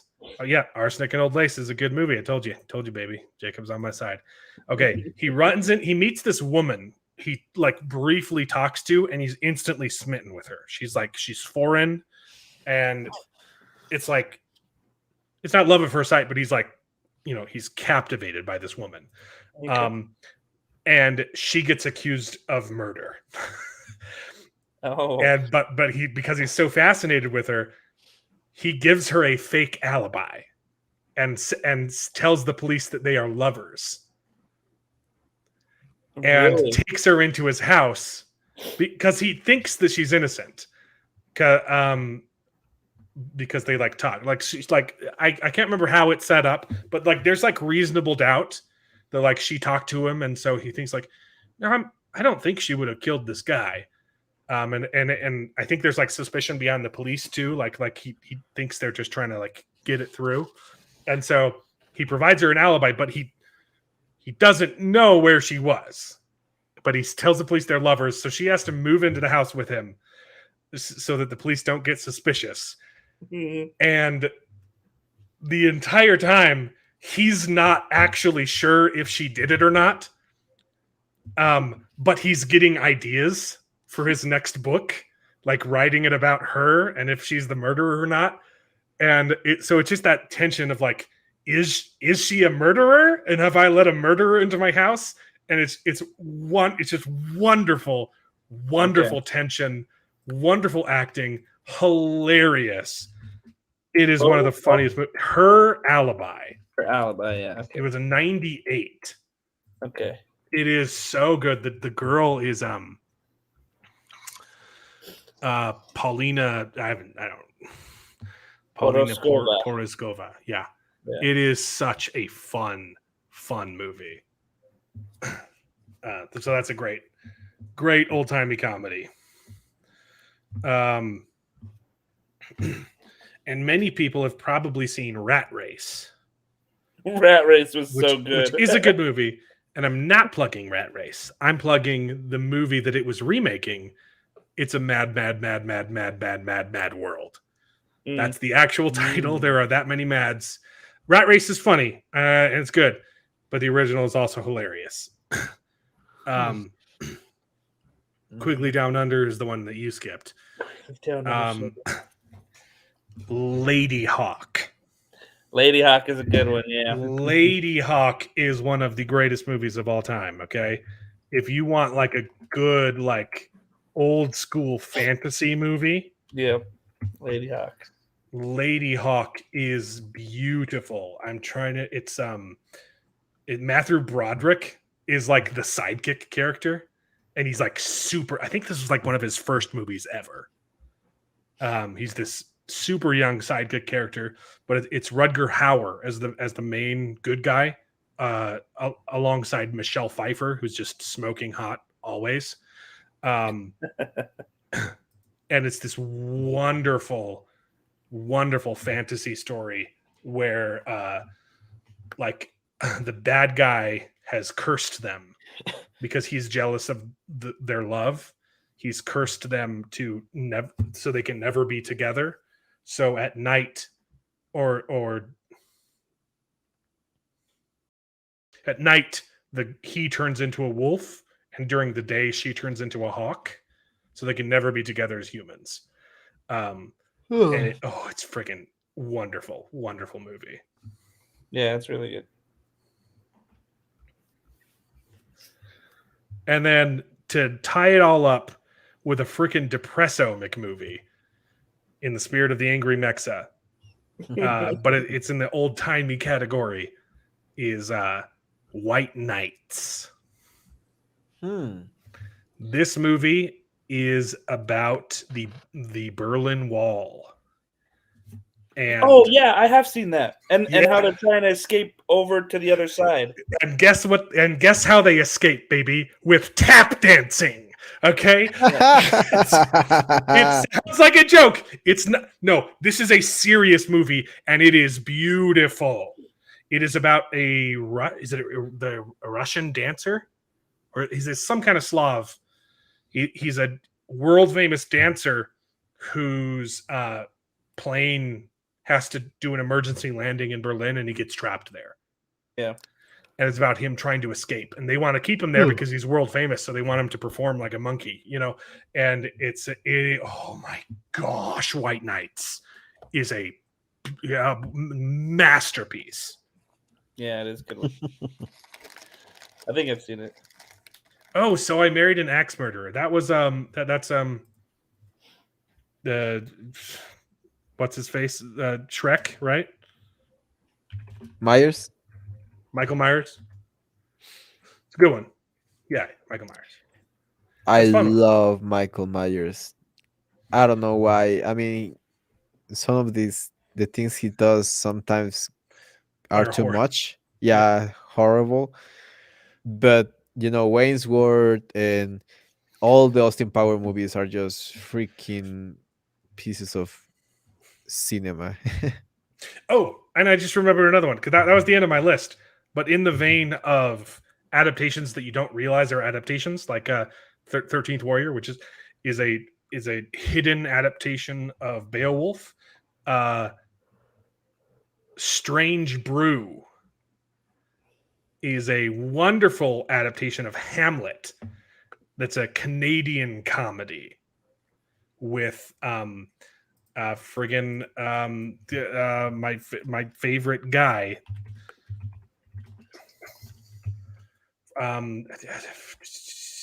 Dark Helmet, Rick Moranis. Rick Moranis and Dave Thomas as a duo. They are basically the inspiration behind Wayne's World. They had a Canadian duo comedy that kind of the same, like just The stupid style. guys that get drunk all the time, and Wayne's World is actually, those characters are kind of a ripoff of these two characters. They had a TV show, they would do a comedy segment on it, and they got to make a movie with those characters, and they decided to adapt Hamlet. And it's wonderful, super funny. And their parents are played by the voice actor for all of the Looney Tunes movies, and you never see their face. It's funny. There's like a scene where they're talking to his dad, and he's doing like voices while watching the Looney Tunes, and like it's great. Great movie. That's my list of movies to recommend. That's a good list. That's a good list of movies. That's a great list, actually. Yeah. The thing is that it's hard for me just to come out with names out of nowhere, because I've seen so many bad movies that I would love to recommend that are so bad that they're good. Like, have you seen Tommy and the T-Rex? No. Oh, you gotta. We Oh talked yeah, about this I one. told you about that. Yeah. The first movie of Paul Ryan, the guy from Fast and Furious that passed away sadly. Yeah, we talked Paul about whatever. this on the Yeah, show. Paul guy. Yeah, that's right. Paul Walker. Paul Walker. Yeah, that guy. Yeah, that movie's a doozy. You haven't seen Deep Toes because you don't want to leave. You don't want to experience real cinema, real art. Just don't. I saw that again the other day, and It I was like, looks okay, so yeah, that's a bad. horrible. I saw that the other day, and I was like, no, that's such a horrible recommendation. Oh no! But for example, like sci-fi movies. Oh, my cats are fighting each other. Okay, my cats are fighting each other. My favorite movie of all times, and I don't know if this is sci-fi specifically, but it's Interstellar, and it's probably and it's really hard to compare Interstellar with other movies because it's just so perfect. Well, and And it's the so things, long. No, I'm just kidding. yeah, and the thing, yeah, exactly. It has so much time, so much It's just a love dialogue. letter. It's just a love letter to 2001. Yeah, exactly, Yeah. exactly. But with concepts that are way more complex than 2001. That's it. That's the thing. That's the beauty I of wish I Sega. wish the answer wasn't love is what can save us. It was a little cheesy at the Was end, not but love. It was himself talking to I know. another in the fifth dimension. Something weird like that. Yeah, something. But yeah, yeah. I mean, you can But he if you says that simply, it's yeah, love. if you simplify it, yeah, it's That's what he says, though. yeah, Like yeah, yeah. But he's I get delirious. that that's not what it is. That's his interpretation of what it is. But yeah, But it's kind of love is kind of that, it's weird. It's weird. It's weird. It's just too many metaphysical, but also quantic, quantic physics concepts Yeah. that are really complex. And I love that movie because it makes you think. It's one of those movies that leaves you, you leave the theater and you're thinking about your life and you're thinking, what the hell? Maybe I talked to myself in the past and I sent myself a sign and I didn't notice or something like that. Th- sorry. It Thanks makes you for that, think. Jacob. Iron said I didn't know that 13th Warrior was Mm, also a Michael Crichton book, Eaters of the Dead. Yeah, nice, nice, yeah. nice, Which nice. which is in and of itself a retelling of Beowulf. Yeah. Yeah, but yeah, my favorite sci-fi movie is Interstellar. I think there's no movie that could compare to that movie. Although there are a few. Yeah, there are a few that have way more interesting and creative uh no topics. Yeah, or ideas, creative ideas than Interstellar because like you said, Interstellar is basically the first part of the movie is basically just a homage to 2001, and then it goes Well, full even the finale quantic. where Yeah, it gets yeah, all crazy. That I it mean, would that's get how all crazy. it's still an homage to 2001. True, true that. The Uh, the eh, the the acid scene or like hell yeah. But yeah, I mean, there's sci-fi no movies. giant baby floating in the sky at the end, so there was a little missed opportunity. Yeah, I But Matthew don't. McConaughey does go off at the end uh, to go bang the chick. So you know, there's a Yeah, baby in there somewhere. I don't know if there's another like sci-fi movie that really blow my brain Anne Hathaway, that's the name. like Interstellar, to be honest. That is a Um great movie. Yeah. Maybe an anime, but Neon Genesis, but that's not really a movie. So um even then, and there I love sci-fi. It's probably my favorite genre. I've seen too many, and that's the problem. I think that I've seen too many sci-fi movies that I cannot. But definitely, when I first saw Interstellar, I was like, okay, my life just changed. Like All right, I got Jesus Christ. I got a question Mhm, for the audience. mhm. What is the best Michael Crichton book? And you can't pick Jurassic Park Okay, just give me a second. I'm gonna come back.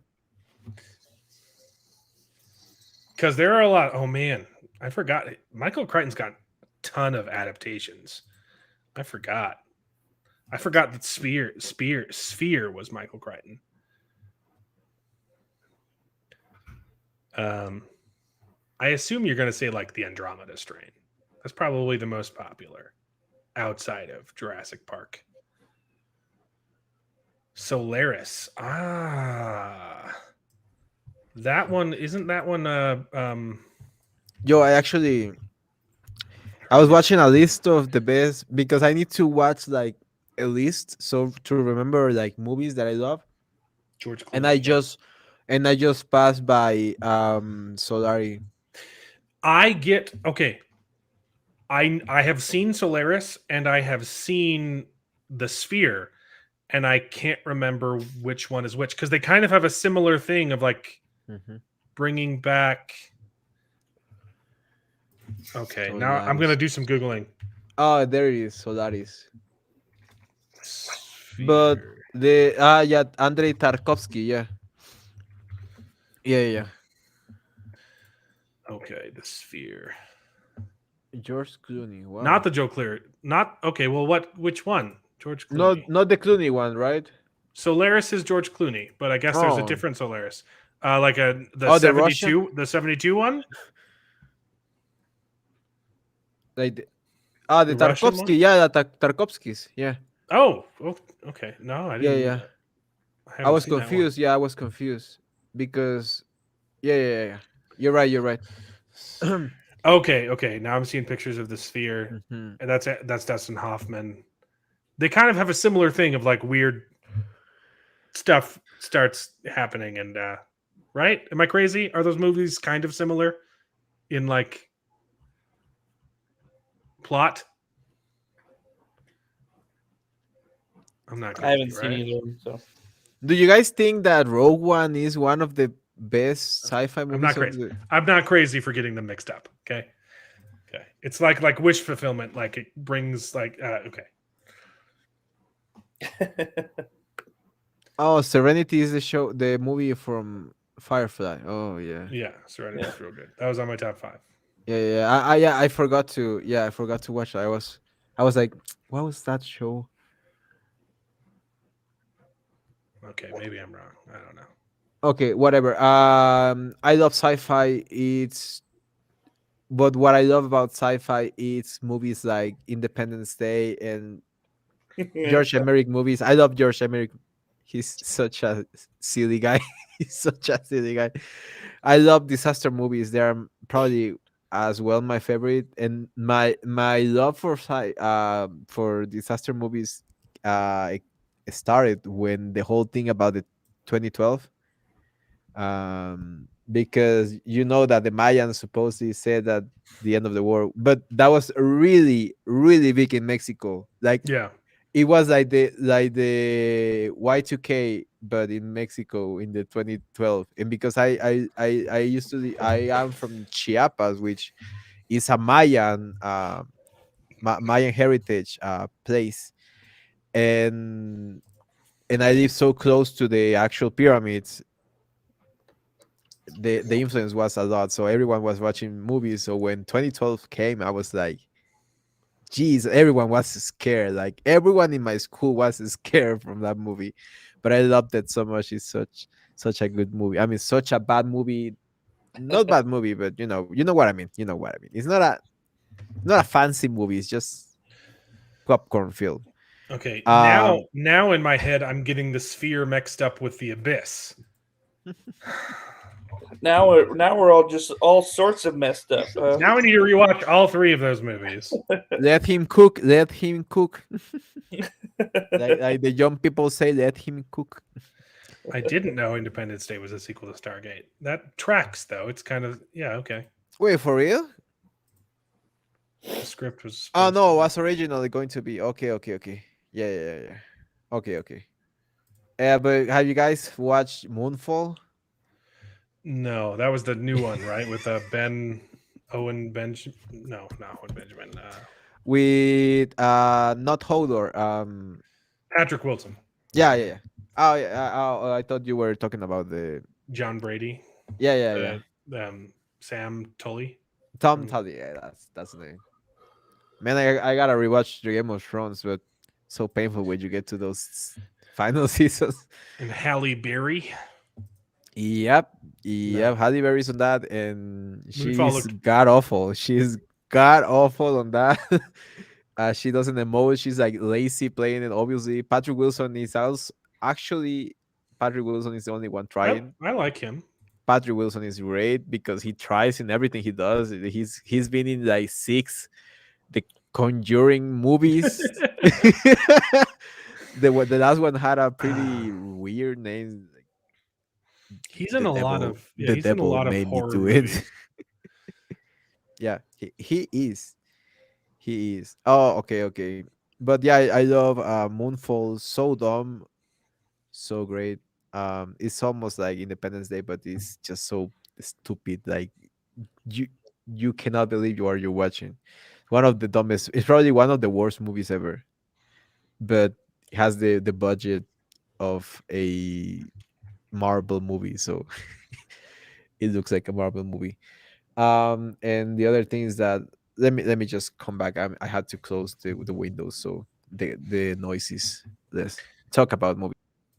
I just remembered another movie that I really like, which is like a '90s action movie, more of like a suspense survival movie. The Edge with Anthony Hopkins and Alec Baldwin. Before Alec Baldwin went crazy, it's a really good wilderness survival action drama. They crash in a plane, and Anthony Hopkins is like a millionaire, super rich, and they crash in a plane and have to survive in the in the snow with him and Alec Baldwin. They have to fight a bear, and there's some twists and some turns, and it's actually a super based movie. At first you think that it's a criticism of capitalism, and then the twist at the end is that it's not. and it's wonderful. It's about What was the movie? Sorry, I missed it. The Edge. It's actually a criticism of covetousness and being jealous of people who have more than you, and it's but it under the umbrella of fighting off a bear in the wilderness. And it's great. It's a good movie. It sounds like a great message. Nowadays It is. a lot of It's an people, amazing message, and I'm yeah. shocked that Hollywood made it. I'm shocked that Alec Baldwin signed on. But to it the was script. probably, dude, it was probably before the craziness. Yeah, it was definitely before Trump derangement syndrome. That's for sure. That's back when Trump was in all the rap songs and everyone loved him. And then he announced his presidency, and just on a dime, people turned on him. So remember when Yep. Trump was in rap songs and idolized? Yeah, what a different world that was. He was not a thing in Mexico until he said the thing about Mexico. I mean, he said, he said, although the thing he said was factual. It was pretty. Yeah, it was pretty factual. spot Yeah, on. when I saw the yo, I will always be grateful to I love Mexicans. I love Mexico. Louder with Crowder, because he exposed all that things, and that basically made me change from a woke leftist into a Mexican loving American, no, American loving Mexican. Nice. Yeah, that's it. Yeah. But okay, talking about movies. Basically, okay. Imagine The Revenant, but not up its own butt. Yeah, the Revenant, but it won't make you fall asleep 3 times in the movie theater, even though you are on the Revenant has 4XD. that. The Revenant has those like two like really really good scenes, and then the rest is like, okay, can we get on with it? Yeah, it has like 3 scenes. The one with John, the the bear scene is great. Yeah, and then the one one when shot he kills, where he goes off the cliff. No, when he kills the kid. Oh, that was good too. Oh, that was I mean, it has a lot of good shots. The problem is like the half an hour between those those shots where you're like, The Edge is much more fun. Okay, it's good. Okay. Watch The Edge. Yo, It's on Tubi now for free, Jesus. which is I think is the same place you can watch A Town Called Panic, which every human should watch. All right. Well, I'm out of movies to talk about. Unless you had something, Mexa, we could listen to my song. Can't hear you. And his internet cut out. The second that I pitch to you, your internet cuts there you out. go. There you go. Way to go, man. It's You working now. dropped the ball. We can hear you. Or at least we could for a second. Okay. Oh, not now. Nope. Give it sometime. Wait. Talk. Yes? No. Can't hear you. Close it and come back in. Sometimes it needs a. Yeah. A Town Called Panic. Where is it? It is on some random website I've never heard of in my life. How about now? Yeah, we can hear you now. Yeah. Oh, where was it? It was on some.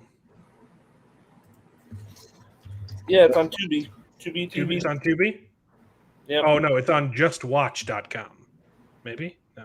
Jesus Christ, what are those things? It's in a weird place. I mean, you can, yeah. I mean, I know Town I Called can Panic. find it. Technically, not, you know. Yeah. I love it. I love A Town Called Panic so much. But anyway, did you have any other Okay. movies to pitch, or did you Yeah, I wanted to wanted. Yeah, I wanted to just go like 3 other genres. Okay. I Oh, mean, Plex. That's like- where I found it. Sorry. You can Plex. watch A Town Called Oh, Panic on Plex. Plex. Oh, Plex. That's actually something in Mexico. So It was on like the third page of Google. Yeah, it's got ads, but you can watch the whole thing, and it's such a wonderful stop motion movie. It's hilarious, and it's even better if you watch it with friends. But you can watch it alone too. But I've never laughed so hard watching A Town Called Panic. Okay, what are your last recommendations? Oh yeah, true. I want to say that I love horror movies. Not really. I couldn't recommend like horror movies because, to be honest, the movies that I recommended before are way more horrific, way more horrific than any horror movies that has gone. But I love Ari Aster, or also The Platform. That's a pretty good. The platform. eh, Oh, the platform was really good. I Yeah, liked yeah, that. that's also good. It's Spanish, so I if wish you I if wish you had, the ending wasn't quite so vague. Like I'm okay with a vague ending as long as like did you there- watch it in Spanish though? yeah, I watched it in Spanish. Oh, okay. I mean, you would, but I mean, The ending is a little bit too vague. Like I'm okay if it's like yeah. there's two possibilities and you don't know which one. But the ending of that one is just like so open ended. You're like, okay, well, what was any of it about? But I still hate enjoyed it. I hated the ending so much. I was screaming. I loved the movie so much. I was with the I was I They just chose not to Yeah. answer anything. Okay. But the My ride was so dream- good. yeah. My dream for music is making music for horror movies. That's my dream. So I love horror movies. I love them, even if they are goofy, if they are really, but really bad. And I had a friend that we were making like the music for a short film from a friend of ours. Well, his brother, my friend. Um, yeah, let's just say that COVID killed that entire project, but it was going to be good, man. And I was watching a lot of horror movies, and I watched that movie, and I loved it so much until the ending. I was just screaming, and this guy was like, "Dude, like, calm down." It was a good movie, and I was like, "No, man, it could have been perfect. Could have been a 10 out of 10. It's just a 9 or an Yeah. 8 Yeah, because the, of that the ending kind of takes Yeah, it down. yeah. But it's still worth watching for sure. I have not seen Ravenous, but it's got Guy Pearce in it, and that's got me interested. Yeah. And So, watch every It's a Ari Aster cannibal movie. horror movie. Okay. Every Ari Aster movie, he's really good. He's trying to revive the genre. The genre is pretty dead.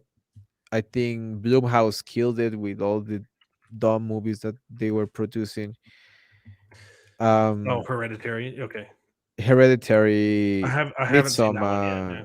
Midsummer is pretty interesting if you are into cryptic, things and hidden messages and watching a video afterwards explaining all the messages.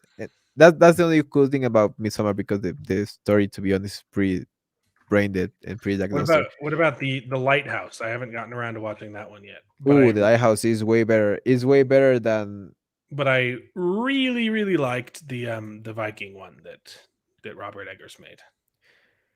the Northman. The Northman, yeah, yeah. Oh yeah, oh the Witch. I haven't seen the Witch and I haven't seen the Lighthouse. So The Witch is pretty creepy. he's It's a making a good. Nosferatu movie. Okay, I'm Oh, excited that's for that. cool. I'm The excited Witch. for. Okay, The Witch I'll is go a watch the Lighthouse and tell pretty, you if I yeah. like it. If you want to watch a horror movie that is interesting and that it builds suspense and it's not that really scary until the very end, The Witch. But like you said, I don't get scared about horror movies anymore. I've seen too much. Yeah, I've been desensitized. After you watch, a couple of dude, people get Mexicanized. I would say I cannot say the word, but get Mexican. Mexican. Don't get me Get demonetized Mexican. again. Talking about your Yeah, Mexican movies. I'm not gonna get. Um, I'm just gonna say that they got Mexican. The Lighthouse is fantastic. The Yeah, they Green got a Knight. sombrero and some. The Green Knight taquitos is and not Robert Eggers vigorito. though. Who did the Green Knight? I don't know. The last movie that scared me was Darkness Falls because I watched it when I was like 6. Oh, It terrified me. I couldn't sleep for like a week because it just kept playing in my mind. mm-hmm. But it played in my mind for so long that after a week, something just like clicked inside me, and I said, "I want to watch that movie again." And I watched it a week later. And like I liked it the first time I saw it, but it terrified me. And I watched it like a week later, and something just like flipped in my mind, and I was able to appreciate it as a film and just like pull myself, like realize that it wasn't reality Mm-hmm. and enjoy it as a flick. And I was like, and since that day, I have never been scared by a movie. So like I went and watched like The Ring, like the next, because everyone's The Ring is terrifying, and I liked it. I was like, what? That was a really good film. And I wasn't even scared. So The Ring got me so traumatized when I was a kid, dude. The Ring got me so I wasn't even scared of it. traumatized. I couldn't shower, dude. No. I couldn't shower at night. Like The visuals there in that was movie are no way. Yeah, really well done. yeah. Like that's a Yeah. well-made film. It's not For scary. they were never able to remake that movie. They tried twice and those twice 2 times they failed. But yeah, I couldn't take showers at night at all David Lowery is the one who did the Green because Knight. of that movie. And- I was a complete putz till I was like 18, I think. Like until I was 18, I couldn't watch a horror movie. Like I would get really scared until I said, "Okay, this is really stupid. I'm really silly," and then I got completely desensitized. Well, because when I was 18, you get like exposed to what goes on in Mexico. So it's like, okay, you wake up, you're not a child anymore. So you see some crude things, and that really desensitizes you. But it makes watching horror movies fun because there's nothing you can see ever that is going to ever create, you know, horror or Yeah. terror in you. Hmm. Do you have any more recommendations? Yeah, just the last two horror action movies. Sorry, action movies. Yeah. I mean, I saw Predator, but it was like one of the worst experience because I saw it with my ex and she was complaining the whole time. I saw it for the first time, by the way. That was my first time watching Predators ever. Predator, the movie, yeah, the movie Predator and the Predators, and then all the sequels and trequels and whatever. And yeah, she was like saying that it was really toxic masculinity. The movie was toxic masculinity. I was like, "Are you?" That was the moment that I said, "Okay, I'm going to break up with you sooner or later." Yeah, I was like, "Okay, I'm just." Yeah, that was. Okay. But I always say that that doesn't count because I was basically just thinking about breaking up with her and not really enjoying the movie. That's too bad. It's a good movie, man. I like It that. was Predator's good. the scenes that I really enjoyed and that I got to see were freaking awesome, and I think that's one of my favorite. Yeah, my favorite movie probably. No, no, never mind, never mind, never mind. The thing that I also really like is kung fu karate movies. Martial arts movies, Okay. and I am Have you seen Kung torn. Pao? Kung Pao. Yes. You Kung gotta Pao. watch Kung. You gotta watch Kung Pao, My baby. gosh. Is in a movie that it's called Confusion. Confusion. It's like a parody movie. It's from China, and it's Okay, a parody movie with kung fu. So it's Confusion. that might be the translation of it. So Kung Pao. Oh Kung Pao is a guy, Steve Oderkirk, who just does. He's the guy who does like the Thumb Wars stuff, no! right? Okay, these guys are So what he Chinese, did full on Chinese. what he did is he took a bunch of like stuff. He took a bunch of old kung fu movies that were in the public domain, and he superimposed his head on the people doing kung fu and wrote a story around clips from old kung fu movies. It's so good. It is horrible Yeah. and it's so funny. Yeah. No, these ones are actually probably you never heard of it because I look for the English versions and I cannot find them. It's called Confusion, and it's It about should, if it's in Spanish, it should be called Kung confusion, Fundido. confusion, Oh, yeah, that works. Okay. confusion. Yeah, That's the same confusion. pun. Yeah. Yeah, confusion. And it's about a guy that he's bad at everything. He's just a bomb. Like he has no place to live. He only has a chubby friend that is really not that smart, and they claim that they are kung fu masters, but they get beaten like by kids, and it's so funny. It's so funny. That movie is so funny. Every scene of that movie is just a big joke, but it has a pretty message at the end, and it's so heartwarming. I don't know why I cannot find it in English, but Have you seen yeah, Kung if Fu? you Have you ever, seen Kung Fu Hustle?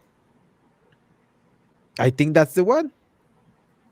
That one is Isn't that one? it's a kung fu spoof, but it's made by Chinese people. Yeah, yeah, but that's probably one. That's probably the one. Yeah, yeah, It was 2004. It's yeah, yeah. It's really great. funny. Yeah, yeah, yeah. That's the one. Yeah. That's the one. Why isn't it confusion in English? What the hell?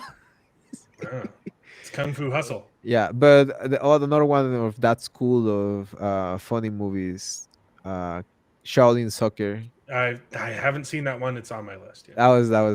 That's all. That was probably funnier if you like soccer. It's funnier, Yeah. but you don't even have to like soccer to enjoy it. Um, but yeah, I love Chinese, the Hong Kong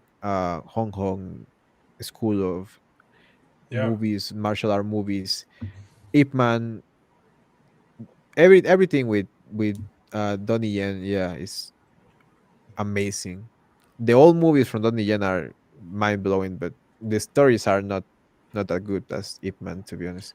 But yeah, yeah. And yeah, He's a legend. that's basically it. Comedies. Watch Twilight, guys. It's good comedy. Well, don't watch the first two. Watch Eclipse. Just watch that alone by I've seen itself. I've seen him. By itself. No context whatsoever. Yeah. I yeah. Yeah. I have a sordid history with Twilight. I no, but to be honest, I really enjoy watching parody movies. So any kind of parody movie. The thing is that I only watch growing up. I only had access to the bad parody movies.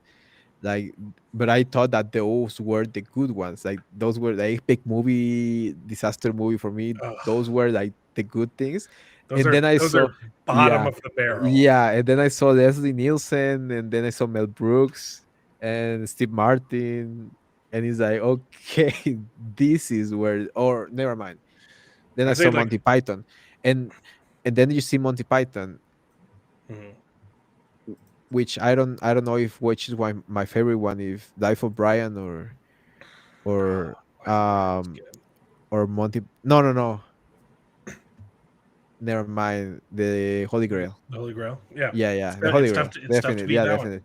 definitely the Holy Grail. Yeah, that's Um, that's my favorite comedy movie ever. Jacob asks us if we've seen the trailer for the last voyage of the Demeter. I have. Um, Nah. it looked good. It's an odd choice to adapt one chapter of Dracula, and especially a chapter that has no details. So I get that it's filling in the blanks, which could be interesting, but also you already know the ending. So I don't know how interesting it could possibly be. But I'm intrigued by it. I'll say that. It's about the ship's voyage to with Dracula on it, which shows up empty with everyone dead. Except Renfield, who's crazy. If you didn't know what the voyage of the Demeter was. So that's interesting. I don't know if it's going to be good. I'm not super excited for it. It looked okay. But, wow, we've been streaming for 3 hours. Do you want to listen to my song now? And call it a day? Okay. I always want to listen to music, bro. Okay, this is the very experimental open. Oh, you were getting Alien vibes from the first trailer? Yeah, kind of. It's kind of like a shut-in. I guess that makes sense, yeah. It's just like we know that everyone dies, so... Yeah, I don't know. So this is the opening track, introduction to my album. Forget Tracy is the band name. The album is either going to be self-titled or titled Who Needs Genre, and it is heavily inspired by the journey through life and death and the legend of Don Quixote and madness, insanity. So this first opening track is called Stained. It's fun. It's if you because Mancha means stain. The man of La Mancha. Oh, clever. Hot.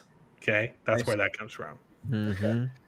And I've literally sampled monologues from the man of La Mancha in the track.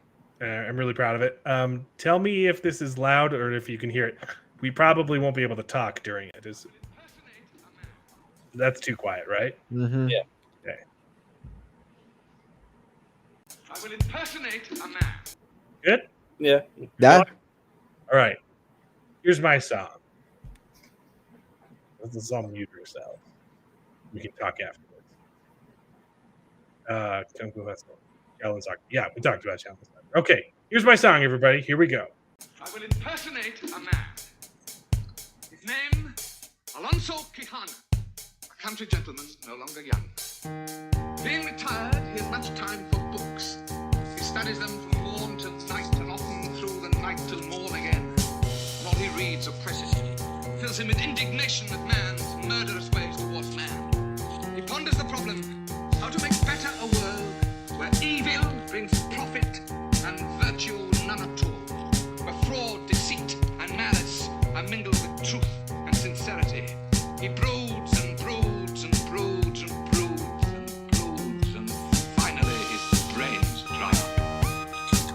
He lays down the melancholy burden of sanity and conceives the strangest project ever imagined, to become a knight errant and sally forth to roam the world in search of adventures, to right all wrongs, to mount crusade to raise up the weak and those in need. No longer will he be playing Alonso Quijana in a dauntless act known as Don Quixote de la Mancha. Run away, you know I haven't seen your face in quite a while. Every day I try to make a little sense of the mile. All I know is they'll try to be your friend. Holy Ghost, the hardest part is waking to another trend.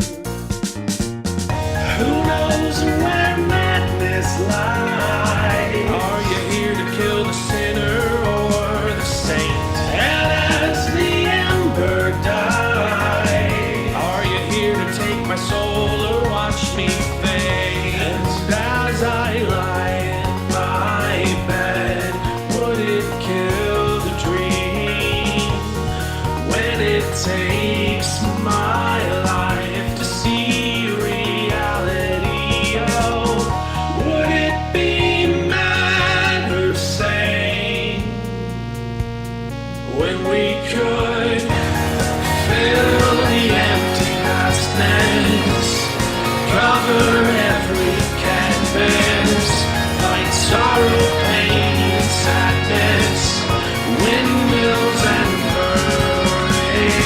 hurricanes? Life itself seems a lunatic. Who knows where madness lies? Perhaps to be too practical is madness.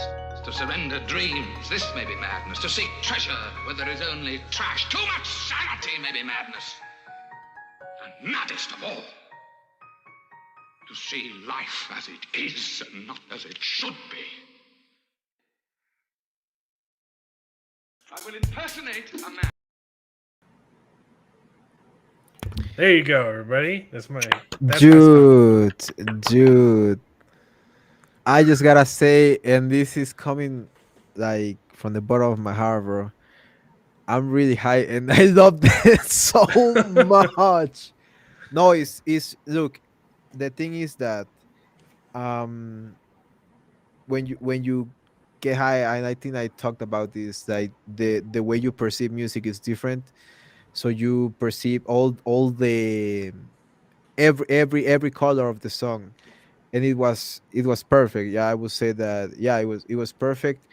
The only thing that I would say in the beginning, a little bit of emptiness with the piano, but then the synth starts and it's so good. Like when the scene starts, it's Jesus. I just closed my eyes and I was like, I'm going to enjoy the ride, and it's such a great ride. The lyrics and the way that your voice was using also as a synthesizer, so good. I love that, and it's really hard to pull it off. It's really hard to do it, and you did it. You managed to do it. Yeah, I was gonna say that's already mixed, right? Yeah, yeah. But only needs mastering, or is already mastered? Um, it's mixed and semi-mastered. Like it'll be, we'll need to master the CD as a Dude, whole, like when compared to the other tracks, to make sure they're all on the same levels. But independently, yeah, it's done.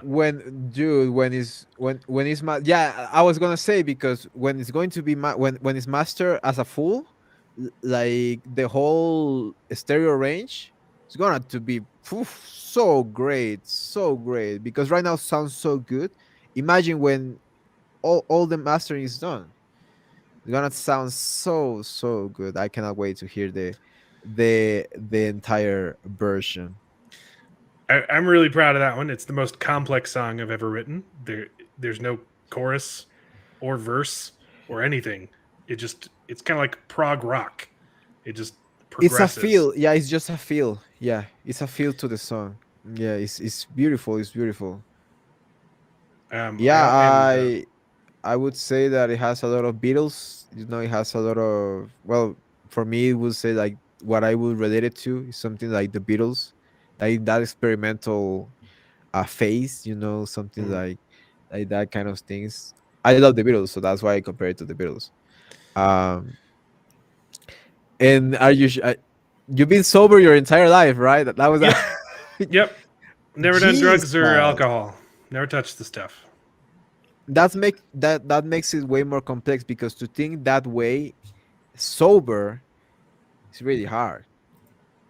Like high is so easy because you're like but sober, Mhm. that's hard, and that's way more complex, and that requires a lot of listening to music, that kind Yep. of music. I love music. So I've been working on this album. Some of the songs on this album are over a decade old that I've been working on for that long. Some of them I haven't been working on quite as long, but Yeah, this it- song looks like it's been worked.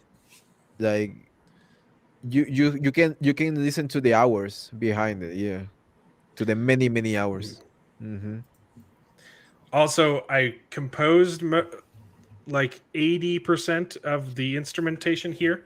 I'm more of a lyricist than a musician, and so for some of my songs, I come up with the concept, write the lyrics, and write like a couple, like a piano part or just a basic idea, and then I send it off to my friend who's a much better musician, and he writes all the instrumentation.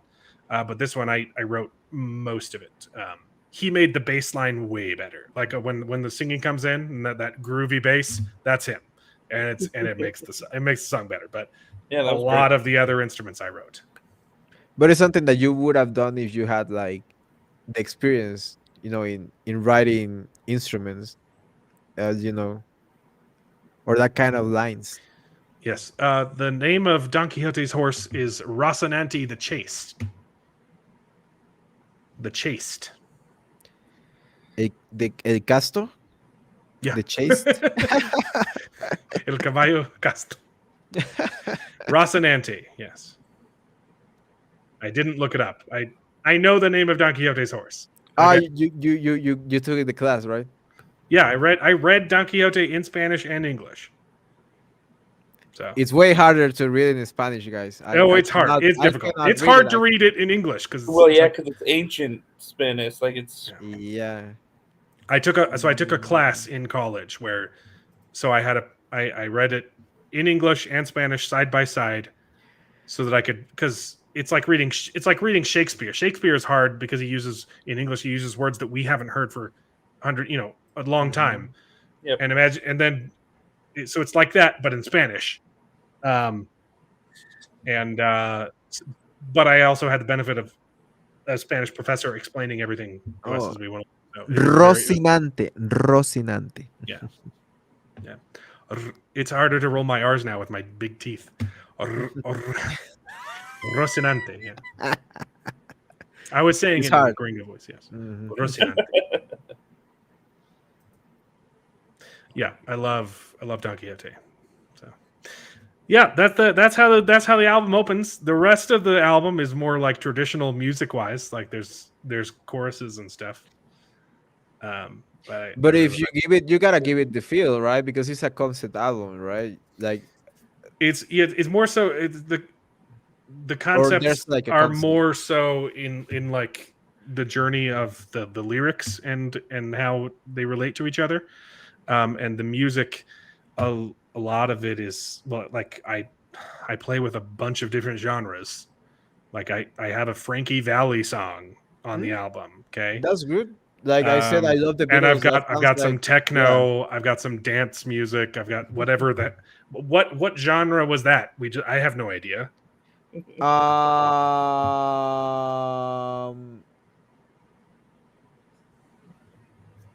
Like like cyberpunk, a little bit of cyberpunk with yeah, the synthesizers were a little bit like cyberpunk vibe to it, and acid pop, something like that. Yeah. it was good. I'm really proud of it. Well done. Yeah. Yeah. Find You know find what? a couple, dude. Find a couple of toners in Denver or something like that, and send that to him, to them. I'm telling you, they are gonna love it. They're not even going to ask who is this guy doing this? Like they're just going to listen to the music and they're going to be enamored. Okay. Because I love you guys so much, I'll play the last song for you too. Ooh. This is track 14. 14 songs. It's big. It's a big undertaking. This one's called Poconos, and this is the outro. This is the outro to the song. It's not hard to catch on. It's about dying. So, if you want a little detail. Here we go.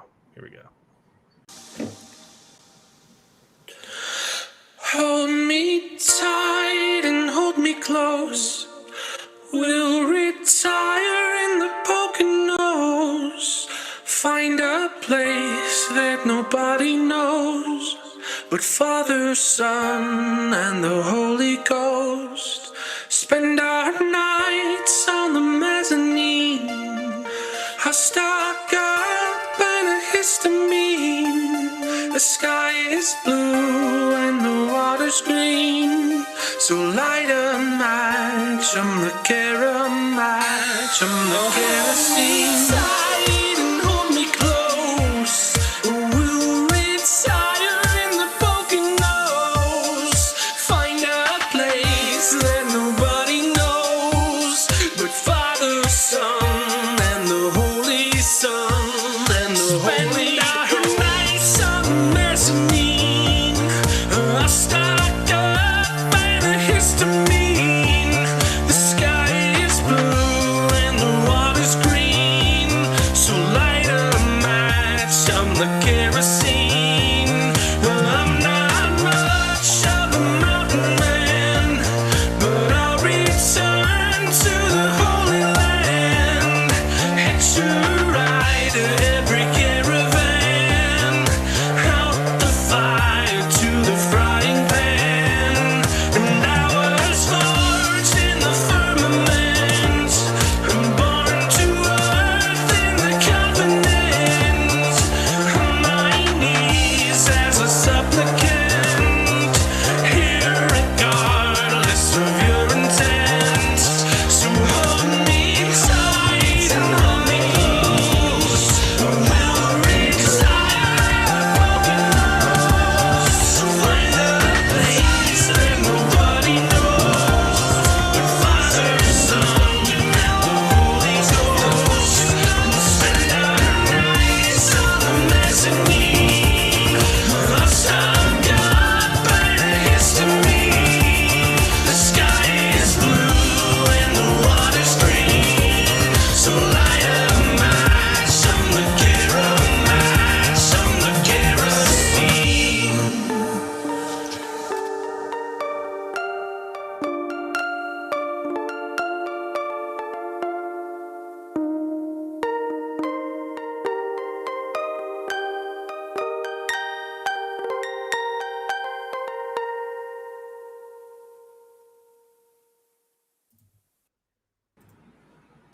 There you go. That's how it starts and that's how it ends. You don't get anything else.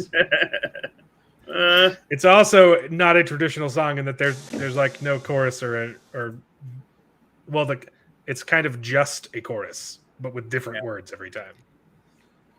That was good. That's how you gotta make songs.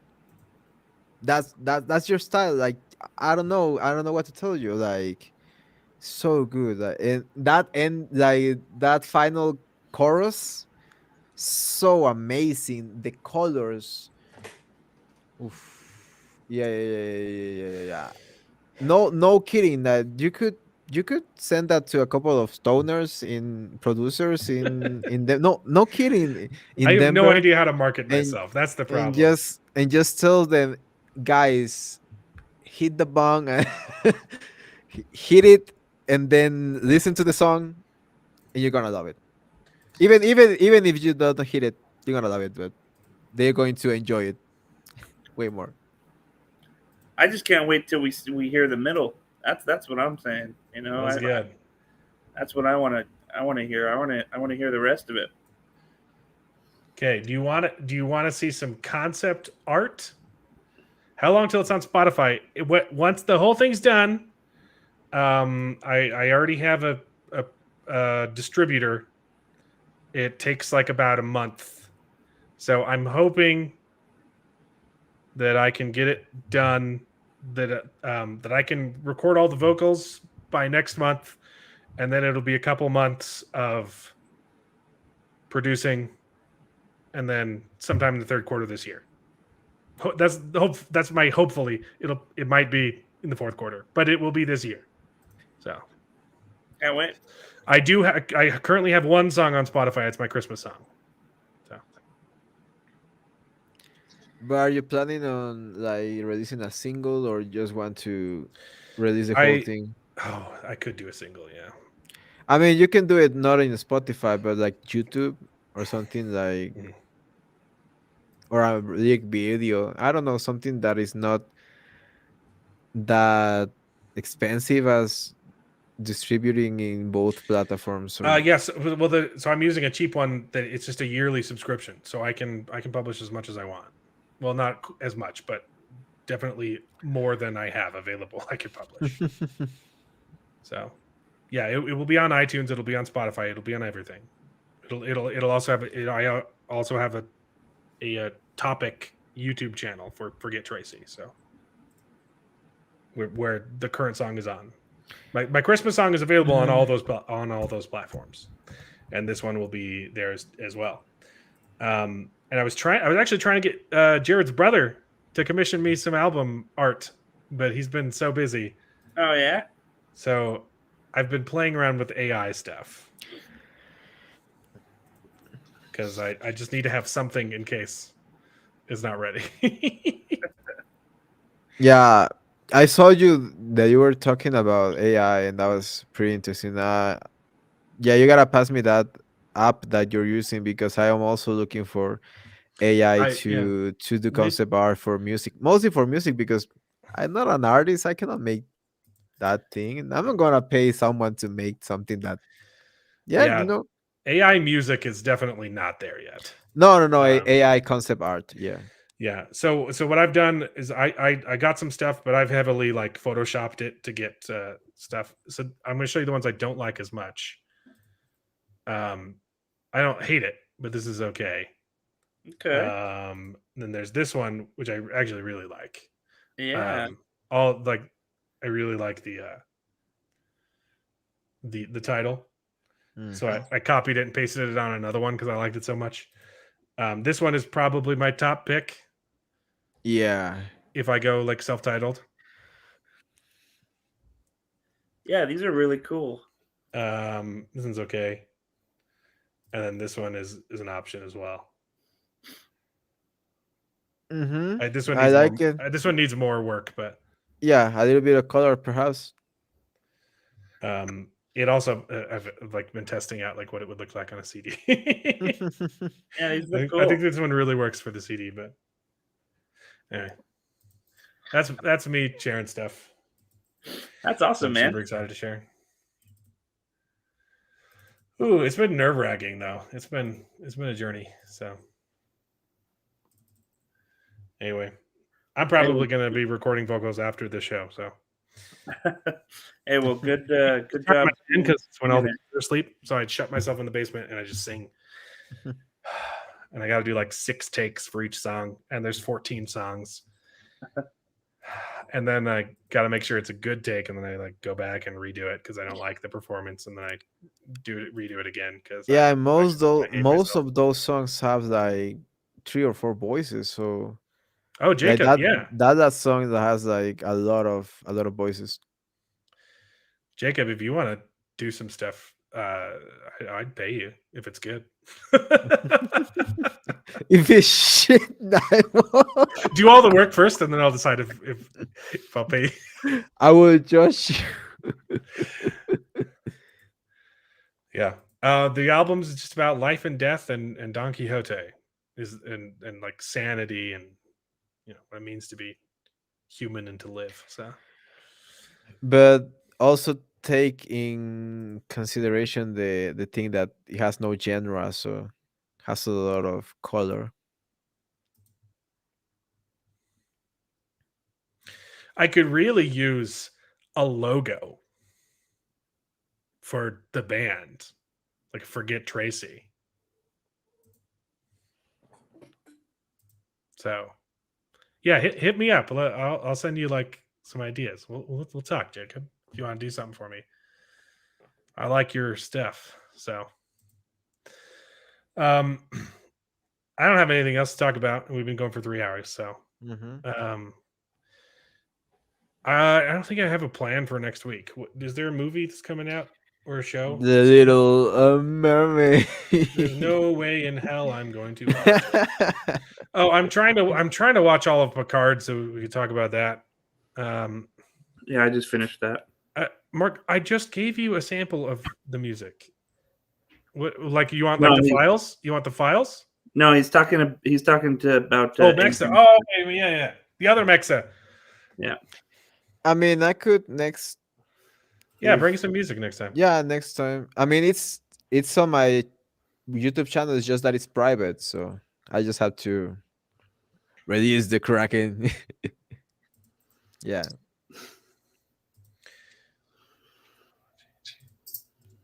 Yeah, I don't know what we're gonna do next week. We'll be streaming something, but I need to make a plan, huh? Definitely will be something. It won't be nothing though. That's for sure. There's nothing good on TV. I've just been like, Ted Lasso's been a miserable disappointment. Season 3, it's been so bad. There's like something called suspension, suspension, something like that on HBO.